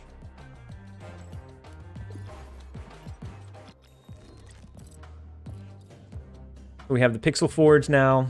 This is the Devil Dino that we were running before, which is okay. But I think I like this one just a little bit better. We now have the Pixel Rocket. We pulled Pixel Nick Fury and Pixel Yondu recently. Initially, the Pixels were very, very cool. I was very excited to see. The Pixel variants. Now I'm a little bit over them. I would rather get another regular one. Yeah, now there's too many of them. Before it was kind of a limited draw, but now it's very, very over. It feels overdone. I love that arrow variant. Yeah, so do I. I think it looks really, really cool. It's one of my favorite ones, and I was able to pull it naturally from the collection track, and so I was very excited to see it. So I'm gonna go ahead and throw armor into the far right lane. This lane is protected. It's protected from Wakanda. We were going to armor this lane. They weren't going to be able to destroy most of their cards. I have both Dino and the Forge variant in your free to play. Yeah, so I mean, until this last season, they did pretty good about giving several variants for free, even if you didn't buy the season pass. This season, they did switch it, which is a little bit unfortunate. They added titles in their place, and now the variants, the mystery variants, are for the paid players, which I don't necessarily care for, but I hope we get to play themed decks against each other soon. Q, that's gonna be so much fun. They said that the friendly mode should be in December, or at least they were going to do an updated like roadmap. Hopefully they still do, but we'll see. So we can actually do an Invisible Woman into a 0, or into a Taskmaster, into a 0'd Destroyer, which is not the best. I mean, Shuri would kind of top this one off, but it's not the worst either. Protect your cards from Destroyer. Yep, we absolutely can. I wish there was a variant marketplace to trade these or something. That would be cool too. Like to be able to trade, like, you got a cool one, I'll trade you 2 pixel ones for this one. I think that'd be cool, just to kind of see some kind of system, but I think it'd be really hard to implement. Yeah. And so, yeah, like I would have, you could create a lot of accounts to get the mystery variants and then just trade them away. So I think there would be some nefarious kind of play around potential with that. And so I'm thinking, Maestro official, I'm thinking we do Invisible Woman into a 0. I think we do Invisible Woman and 0 on 4. 0 in out. Grand Central could mess us up. If we do 0 and then we hide something behind the Invisible Woman lane, it actually won't trigger. So we could do the win rate of ongoing Destroyer is awful. Is it really, Seamus? And then Baku, love the video's first live stream. Can you answer a question for me? Yeah, absolutely. Well, I guess it depends on what it was. But yeah, I try to answer as many as I can. My Q emoji is getting dusty. I know. We brushed it off a couple of times this stream. Why not play on mines?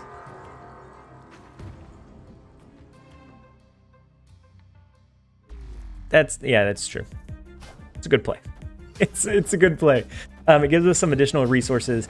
It's going to give us a less chance that Grand Central is going to pull into our Destroyer, which is going to be the worst case scenario for us. So we can do our 0 this turn, not into the mines anymore, because that won't give us any additional vibranium. Thank you for the call out, by the way, Soneka. We can do 0. Next turn, we hide our Taskmaster, and then we hope for the 4 out of 5 chance to not pull into our Destroyer, because that should give us the win condition.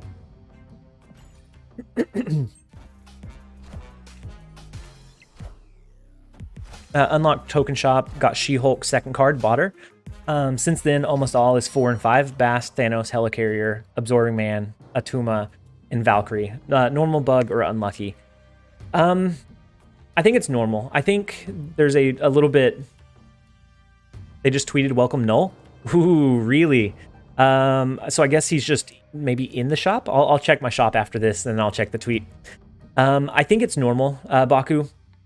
Especially as you start pulling more and more. As you start pulling more and more of your Series 3, there's less from the pool for it to potentially pull into. So we're going to do our Taskmaster here and hope that Destroyer does not get pulled into Grand Central. You saw Null this morning? Really? Oh, no! Okay. That's going to be a hard retreat. It's going to be a hard retreat. Well... Our 0... Oh no, they saw right through us with the rogue.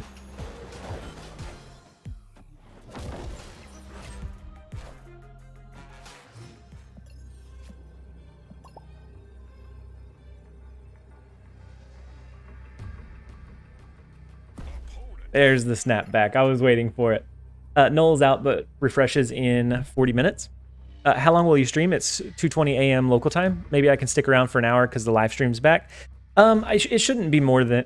Those sleepy eyes are failing me. It shouldn't be more than an hour. And then the video on demand's always there if you wanted to catch up on it later. If you need to go to bed, I absolutely understand. Because I'll probably do one more stream tomorrow, and then I think I'm gonna be out of pocket for until next Monday. That's when I would jump back on. So I'm gonna go to Twitter really fast and see. They didn't say anything else, like no context with how to get him.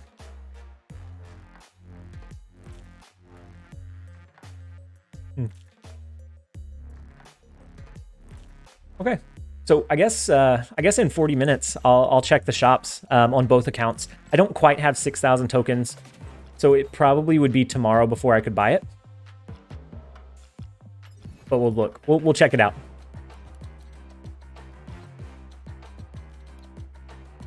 Let's go ahead and jump into a couple more. I want to see if I can hit 90 while we're on stream. The deck is very, very highs and lows. It goes through streaks of like big 8 cube gains, and then sometimes we're 8 cube losses. The opponent does apparently auto pin. Oh wait, for null. Yeah, since it's a new card, I think if I see it, I'll pin it. But if not, then if not, then I think that's okay as well. I think they added null into the game, but I think he hasn't appeared in shops, and so I think you can pull him from random means.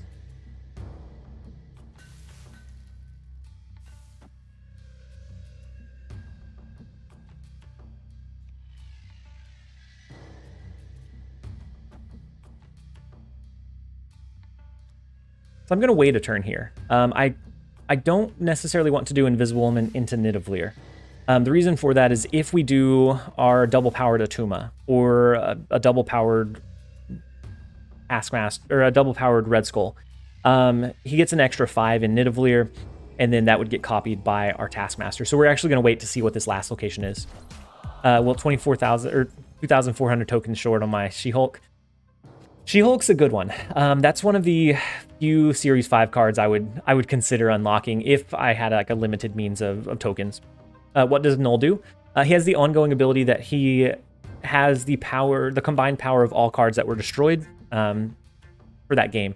So at 6 cost, 0 power, you might find a shell in like a Mr. Negative deck or a Galactus deck. He might be pretty good, but he's also very counterable as well. And so I'm glad we didn't throw our Invisible Woman into Hala.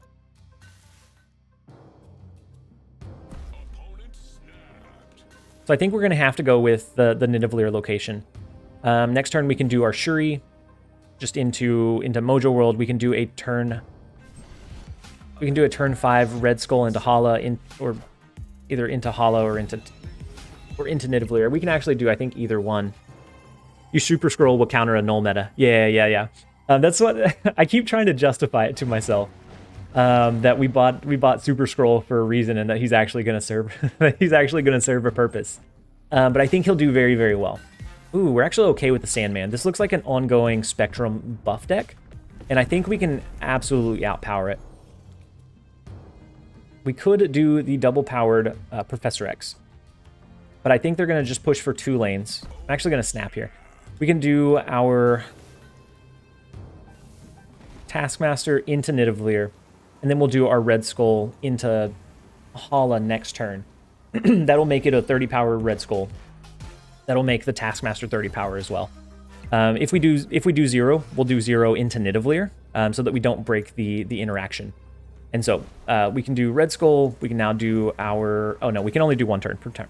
We can only do 1 card per turn. My only worry is that Nidavellir, if they have an additional card, that's an extra 5. But I think that's okay.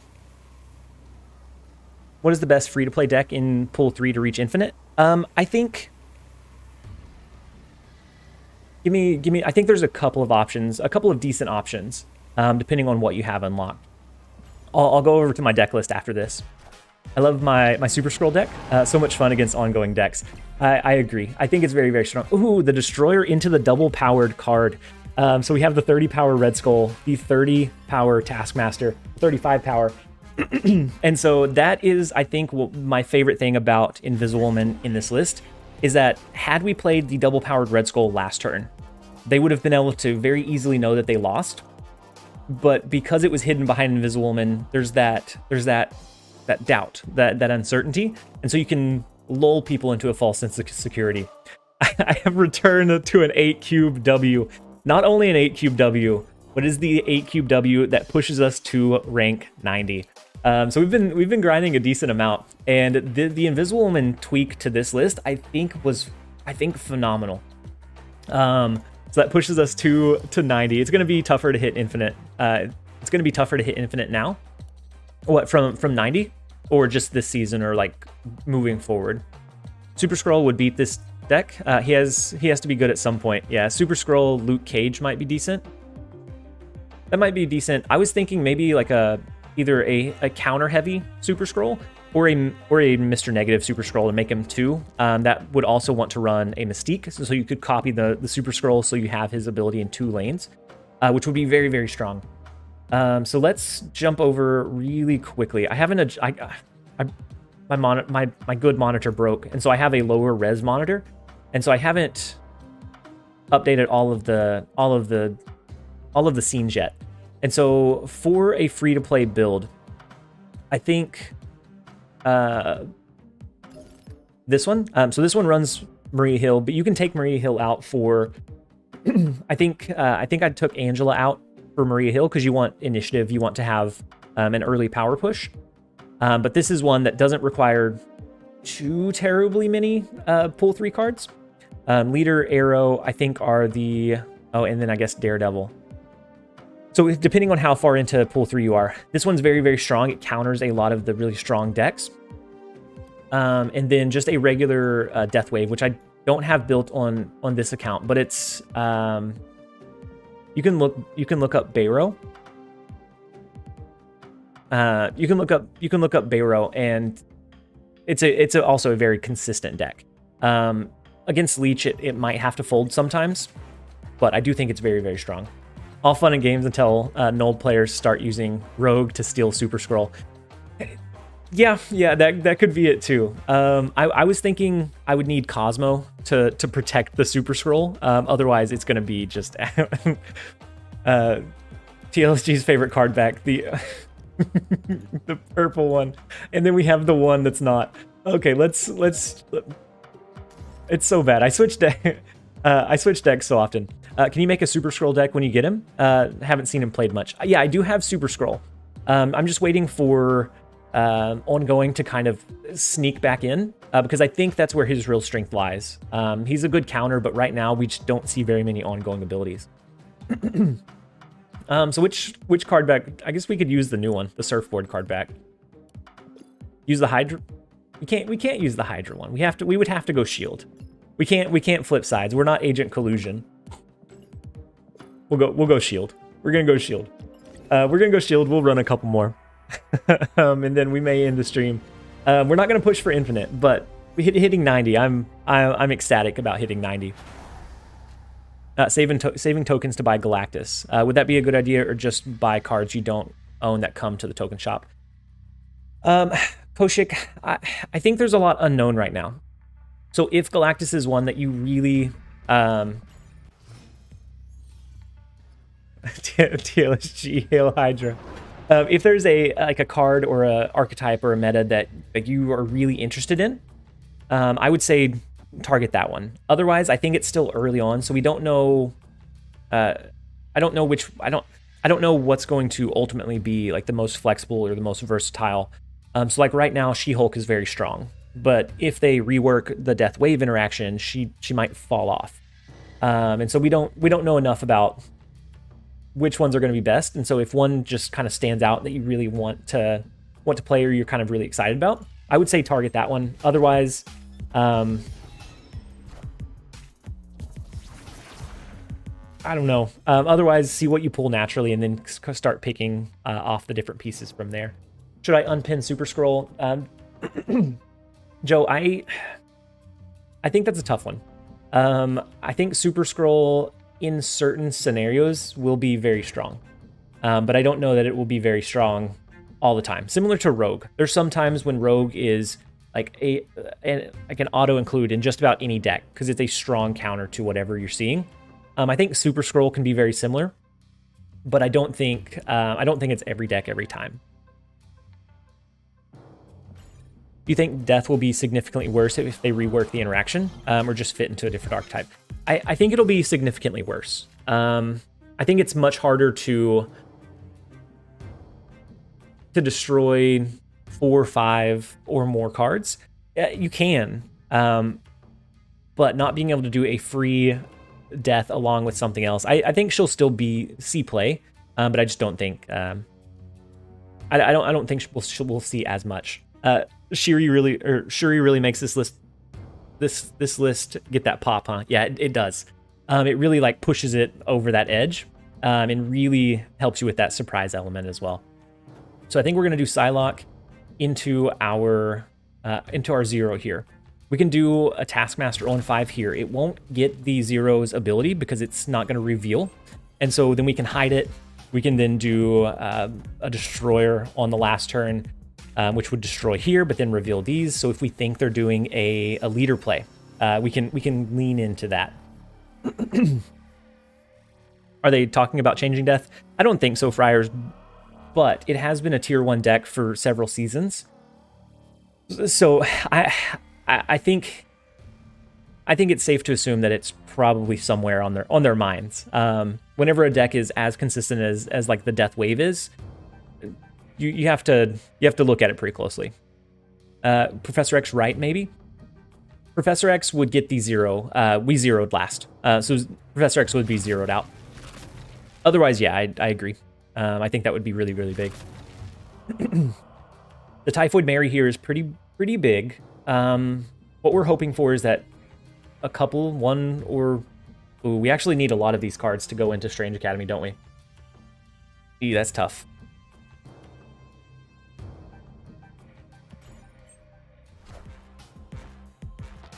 Ideally, both of these will go into Mojo World. We can maybe handle one. Maybe. If we top deck Attuma, that'd be perfect. That's Cosmo. That's not Attuma.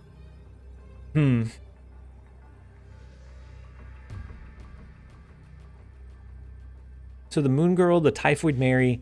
I'm not sure what list they're running. The Nokia. Right, guy, welcome. I'm glad you're able to jump in. I'm doing decently well. How are you? The only thing we could do to make sure this was capped out would be to do like an armor and a Cosmo, but then Taskmaster's only going to copy the Cosmo. I think we Shuri right into armor mid. Shuri's going to be zeroed out. It's the same thing that we ran into with the Professor X. That hurts us quite a bit. I think we lose it. I think we leave this one. Joel, also excited I caught you in my lunch break. I love your positivity and dogs, and your decks are so creative and fun. My girlfriend and I watch your videos excitedly every day. Thank you so much, Joel. That truly means that I think that probably means more than you realize. Because it can easily feel like you're just, whenever I'm creating content, it can easily feel like I'm just kind of turning the wheels. And so hearing things like that and knowing how much like the videos are enjoyed and just that people are enjoying the content I create, I love hearing that. And it makes me, that's all I can ask for as a creator, is that people are enjoying the content. And the doggos that make the appearances every once in a while. Those are definitely favorites as well. TLSG and everyone have a good afternoon. I got to run. Take it easy. Dad, congratulations again. I hope you have a fantastic rest of your day. Why didn't you play him? Or why did you play him?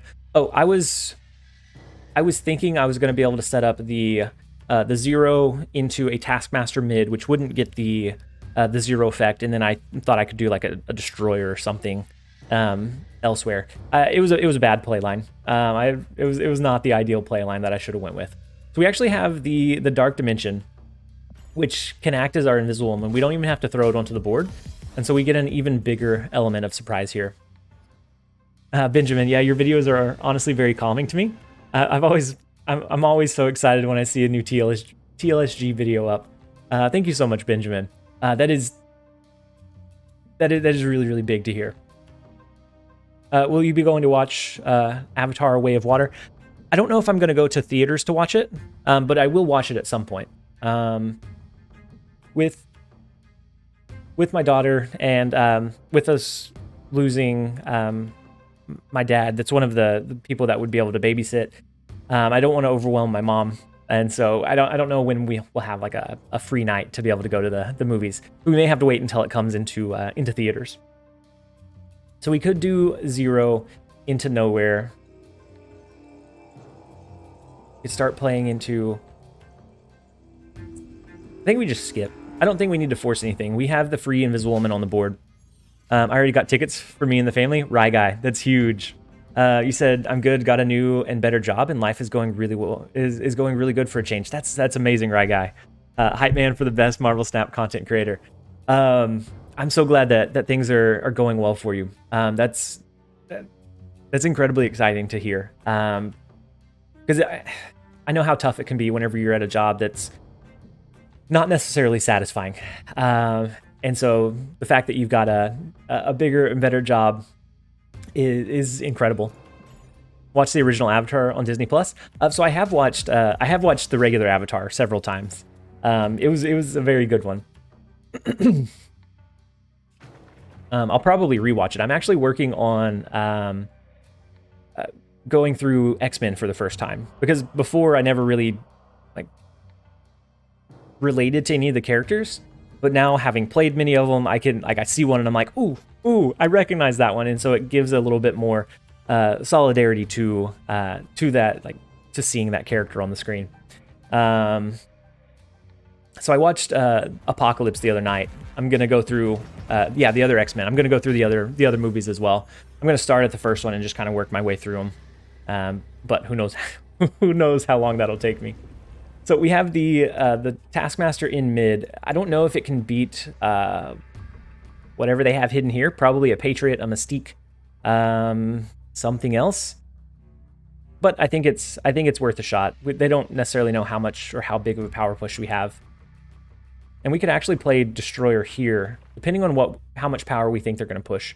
And Ultron, probably here, would be about the same either way.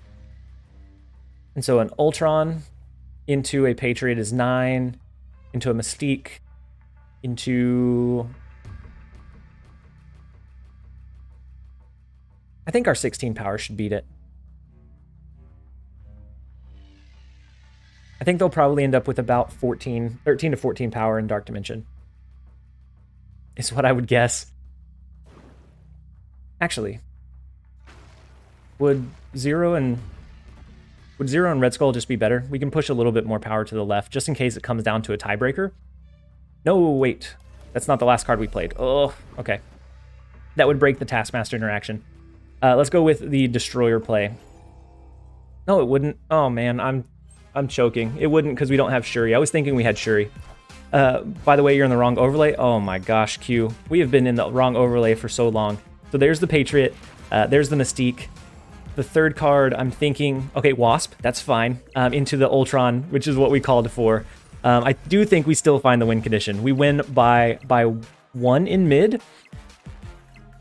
That's an eerily close call to say 13 or 14 mid. We'll take it. we will absolutely take it. Had it been anything but Wasp, I think we would have lost here. Sasuke, is my screen bugged or did you remove the total cube count? No, I was just in the wrong overlay this whole time. Yeah, the entire time. What's the cube win-loss rate so far? So far it's been very positive. We're positive 23, and we would be a lot higher, but the first, I think, 2 out of 3 games with the deck, we went -8 both times. And so since then, we've been on the up and up. So we started at -16 and then have climbed to positive 23 from there. So it's been very positive. X-Men First Class and Days of Future Past were amazing. Koshik, I've watched I've watched one of them, but it was a while ago and I didn't really relate to it. And so I don't remember much of it. I did enjoy Apocalypse. I know that there was some kind of mixed reviews about it, but I'm going to go through and I'm going to watch the rest. I'm excited to see both First Class and Days of Future Past. I've heard really good things. X-Men used to be and still is my favorite Marvel series, shows, and movies as well. Ragai, what series? Like the animated series? In classic TLSG fashion, he had to first hit the -10. We have to have that upward ascension. We can't start on too positive of a note. We have to like be like the true hero and really climb for what we get. We're gonna go ahead and throw Daredevil. We could ramp into an early Shuri, but besides Attuma, we don't really have a good turn for like double powered Shuri drop. The OG animated and X-Men Evolution were amazing.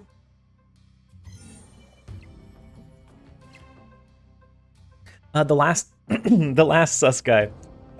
Have you seen Loki's ability? I haven't. Have they settled on one stay? I know that it was in kind of like a testing state where it was it wasn't 100% known what they were gonna do. Yeah, I was thinking the same thing, Sasuke. Shuri on 4 into a turn 5 Professor X lockdown could be pretty good. Into a turn 6 Destroyer to push a lot of power, I think could have the potential to be very, very strong here. I'm going to do Shuri into Xandar. I think if we can lock that one down, that'll give us a little bit better push. So, Stay, what's the current ability for Loki? Because I know that they were back and forth. I haven't seen like anything in particular about it. Joel, I was curious if... Oh, and I read a little bit higher up. Somebody said that they were sorry to hear about my dad passing. I appreciate it. I didn't mean to skip over it. I read it and then got distracted. And so if you guys are frequent in the channel and you ever saw Stars, a user named Stars and Moons, he was very frequent in the live streams and in the chat. He was my dad and he passed away recently. And so he won't be here to support us anymore. But he will always be. He will always positively be remembered. So they have the Sarah that's going to reduce the cost of their cards. This is going to push us up to 4 power on the Professor X because the Scorpion actually hurt us quite a bit. So we could win this lane. We could win that lane by 2. Actually, I think if we go with the Professor X lockdown, we probably go into the left lane. They have more power here, and so it's only by 1. But that by 1 could be the difference. I think we do Professor X here. We look for maybe a Destroyer play on the final turn. I don't know that it's enough to win against the Sarah play, but we're gonna take our shot. Primo, thank you so much. It comes in waves. It is very a lot of ups and downs, a lot of emotions, but we're getting through it. It's one day at a time. Benjamin, sorry to hear that. Amazing, you're still able to be so positive. We don't deserve you. I appreciate. I think. I think you guys are probably one of the big things that are helping me get through it. One is a little bit of a distraction for a little while, and then 2, I have never seen my dad more proud or excited of something that I was doing. Other than this channel, like it's not that he wasn't proud of me or didn't care. It's just he was so excited that this was something that I was doing and I was pushing for, and he was so incredibly supportive about it. And so that is why I'm able to keep going, is because I know that he was so excited by what I'm doing and by the content and just by everybody here. By everybody that watches the streams, watches the videos, and just enjoys the content. And so I know that he would want me to keep going. I know that he wouldn't want me to stop. Yeah, I've been there since 9 hurt ago. So I feel you, man. So 9 years ago, I'm thinking, Primo. and I don't think it'll ever go away. I think it'll. I think the hurt will go away slowly, but you're gonna make me cry. Okay, Hintai, I'll stop. I don't want to cry. I don't want you to cry. I'm not crying. You're crying. We'll pivot off. We'll pivot off onto something else. But know that I do really appreciate you guys.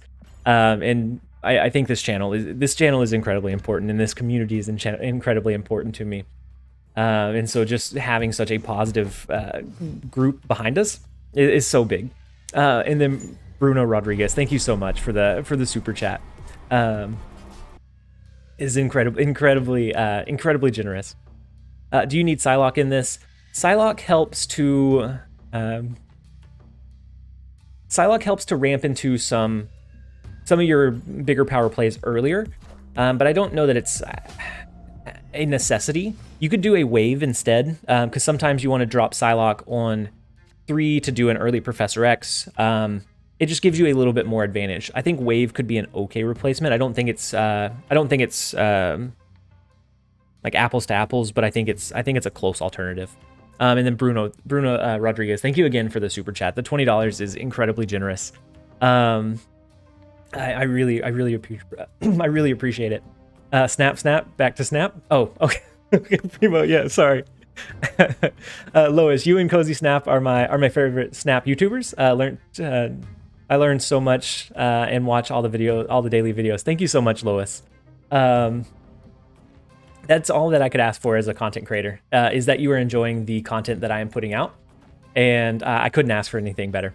And so actually, I think we snap here, right? Since they changed Dream Dimension, we can actually do a turn 4 Shuri into a turn 5 double powered Red Skull into a turn 6 Taskmaster. I think we're okay. Hey, welcome. It took you long enough. Thank you so much for the gifted memberships. I appreciate the support so very much. And it looks like Sasuke, Q, Primo, Subcrates, and MRX, you all received the gifted subs, and actually, hey, welcome. That came through surprisingly quick. I know that last time I streamed, it sometimes took a while for the gifted memberships to come through. It took you long enough. So hopefully they fix that. Thank you so much for the support, Odebert. It is very, very generous and very much appreciated. Hey, welcome. It took you long enough. So we're gonna do the Shuri into Olympia. Luckily, we dodged their Cosmo. We're now gonna do the double power. Hey, welcome. It took you long enough. We're gonna do the double power Red Skull. They won't be able to do a Juggernaut or anything to push it away. Then we can just copy it with Taskmaster, knowing that their Cosmo is out of the way. Hey, welcome. It took you long enough. And we should be, I think, sitting in a pretty good spot. And so let's go ahead and lock in the Red Skull. They're not gonna be able to play into the vault on the following turn. So unless they just have a massive play here, I guess they could do an arrow into Olympia, right? If they have an arrow, they win. Because then we'll only be able to push power into the middle location. Luckily, they do not. Okay. And then Primo. And then everybody that got gifted the subs, if you refresh the stream, you will now have access to our growing list of emojis. and then Joel, I appreciate it. He was, so most of the time I'm very introverted. Ooh, Sasuke, yeah, you can do the real Mjolnir cam, or the real Mjolnir emote. Most of the time I'm very introverted. I'm very quiet. I'm observant and analytical. He was magnetic. He could talk to anybody about anything, and he was just, everybody wanted to be around him, and so he did live a very great life, a very good life. The Magneto play is kind of surprising. Oh no, that is such a good play from Nelch. Oh my gosh, that is not surprising anymore.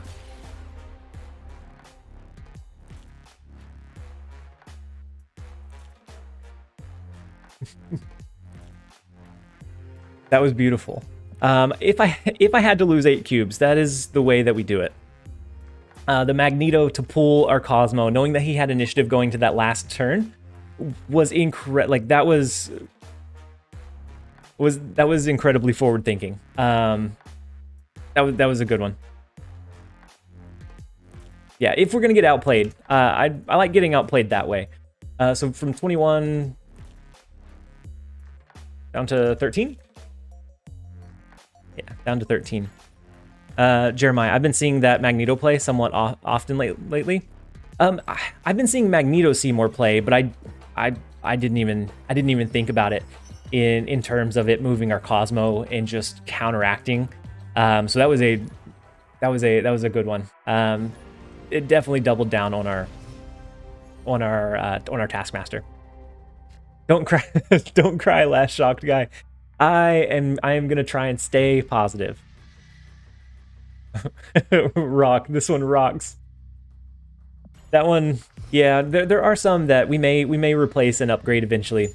These were like early takes on it. 8 cubes though, yeah, that 8 cubes though was big. So their Jubilee pulls into a Blade from Sakaar. Ours pulls into a Red Skull. They discarded their Lady Sif. So it looks like maybe a Hella Casino deck. And so if we can draw into our Cosmo, then we can I think find some upside here. We're gonna go ahead and play our Daredevil into Miniaturized Lab. If we can win this lane, that can help us with initiative going into those last couple of turns, which gives us more flexibility on Cosmo plays if we draw into it and we anticipate a Hella play. Does anyone know if Absorbing Man will copy Ghost Riders on reveal or the summon card? So it should be the Ghost Rider, because that would be the last one that you played. So I think similar to like Jubilee, it would act as a secondary Jubilee, which actually might be kind of cool in like a Lockjaw rotation deck, or there might be some cool ways. I think there's a lot of cool utility with Absorbing Man that we have yet to come up with. And so I think there's going to be a lot of cool things that we can do eventually with it. I do like myself a good casino. Me too, Sasuke. I really like the Hella Casino decks and that archetype. I think it's very, very strong for the most part. It is less strong than it used to be because there's a lot of ways to play around it now. But I do like just kind of the high roll potential of it. I've gotten 4 series cards after finishing. You've gotten 4, Pete? Were they all from the collection track? Because I have I've opened about 2,500 collection levels. 2,500 collection levels, and I ended up with 3 natural Series 4 card pulls. It's been awful. So if you pulled that many, that's huge, Pete. I'm going to watch the World Cup game. Have a nice stream, Rick. Thank you so much for being here. And I'll be live. I should be live again tomorrow. And then after that, I don't think it would be again until next Monday. But hopefully the World Series, or hopefully the game goes well. I'm glad that you were able to stop by and enjoy for a little while. So we're gonna lock down Hellfire Club. I think after we do that, they'll probably retreat. We're gonna let them probably have Sakaar.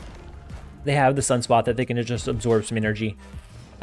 If they do a Hella resummon here, it's not. What cards have they discarded? They discarded their Odin. Their Lady Sif were the 2 that they discarded. And so that would only be... I guess they could have outpowered us here. But then we could always do a 0 and an Attuma in mid, and I think we could find our win condition. Ego does overrule Agatha? I thought they were the same... like AI. So I thought they interacted with each other the same way. Loving the stream. I'm having a lot of fun with Agatha. Isaiah, I want to build an Agatha deck that doesn't use like Wave or Lady Sif to try to cheat her out on the board early and just go with like some strong plays. I don't know that I'm able to build it just yet, but that is something that I want to try. Ideally once I hit 100, so it doesn't matter if I lose cubes or not. Which we're getting close, and so then the experimentation will really begin. Koshik, okay guys, bye. Have fun. Gonna go watch the semis between Argentina and Croatia. It's gonna start in about 5 minutes. Okay, I'll probably end up here, and end the stream here in a little bit because I know a lot of people do want to watch the game, and I need to jump back over into work. I've put off work a little bit too long. I've missed being able to stream and just be able to interact with you guys. This kind of helps make it. It helps me realize just how far the reach of the videos and the content goes, and just how supportive you guys like truly are. Agatha in the past has just played all my cards into one location. I don't think there's a way to make a good fair Agatha deck. I was actually thinking of something that runs like a Shuri and a couple of other cards that just inherently have good flexible value. So maybe like a Shuri, a Captain Marvel, some things like that can cover wide across the board, so that it doesn't matter if it like biffs it and just plays it terribly. You should be able to get some value across the board. Again, I don't know if it's even going to work. That's just the like loose idea that I've had. Jamie, do you ever stream weekends? Weekday streams are hard to watch unless I'm sick. So Jamie, right now I have. Eventually, I would like to. Right now I have a full-time job, and I just do this during the lunch break. And then on the weekends, I usually have my daughter, my son, and everybody's at home, and it's kind of like a zoo. So sometimes I stream incredibly late whenever I'm just up, but most of the time it is weekday streams. I think that someone should make an Agatha Thanos deck. Just go crazy. Just let AI take control. But eventually I do want to stream a little bit more on the weekends, because I know that's when a lot of people can watch it a little bit easier. So as long as we win one location by more than they win, then we should be okay here, right? Because if they can't play here, then we just have to win our lane more than they win theirs. And so I think a Shuri into maybe an Attuma into a Taskmaster, maybe a Red Skull, unless they have a way to change this location. And if so, then what's your job? Respect the hustle. So my job is in data analytics, which just kind of fitting for kind of my approach to the gameplay. Please keep the stream replay in the channel. Chris, it does. I keep them up, and so there should be a new tab that says live on the channel, so you can always watch them after the fact as well. But I'm in data analytics, so I take data and metrics from all of our different systems, and I put them. Oh, play in mid, and then the Taskmaster would be more powerful. Jeremiah, yeah. Yep, you're right. Because if we're competing for two, but I take them and I convert them into like an easy to understand and digestible way to present to our leaders, so that they know any kind of pivots or changes we might need to make. But yeah, we could have got actually 10 total more power if we had played Attuma. But Attuma would have killed himself in Subterranea. We can do the Taskmaster in Nidavellir. Then we can do a rock as well. Do we think they have a way to change Bar with No Name?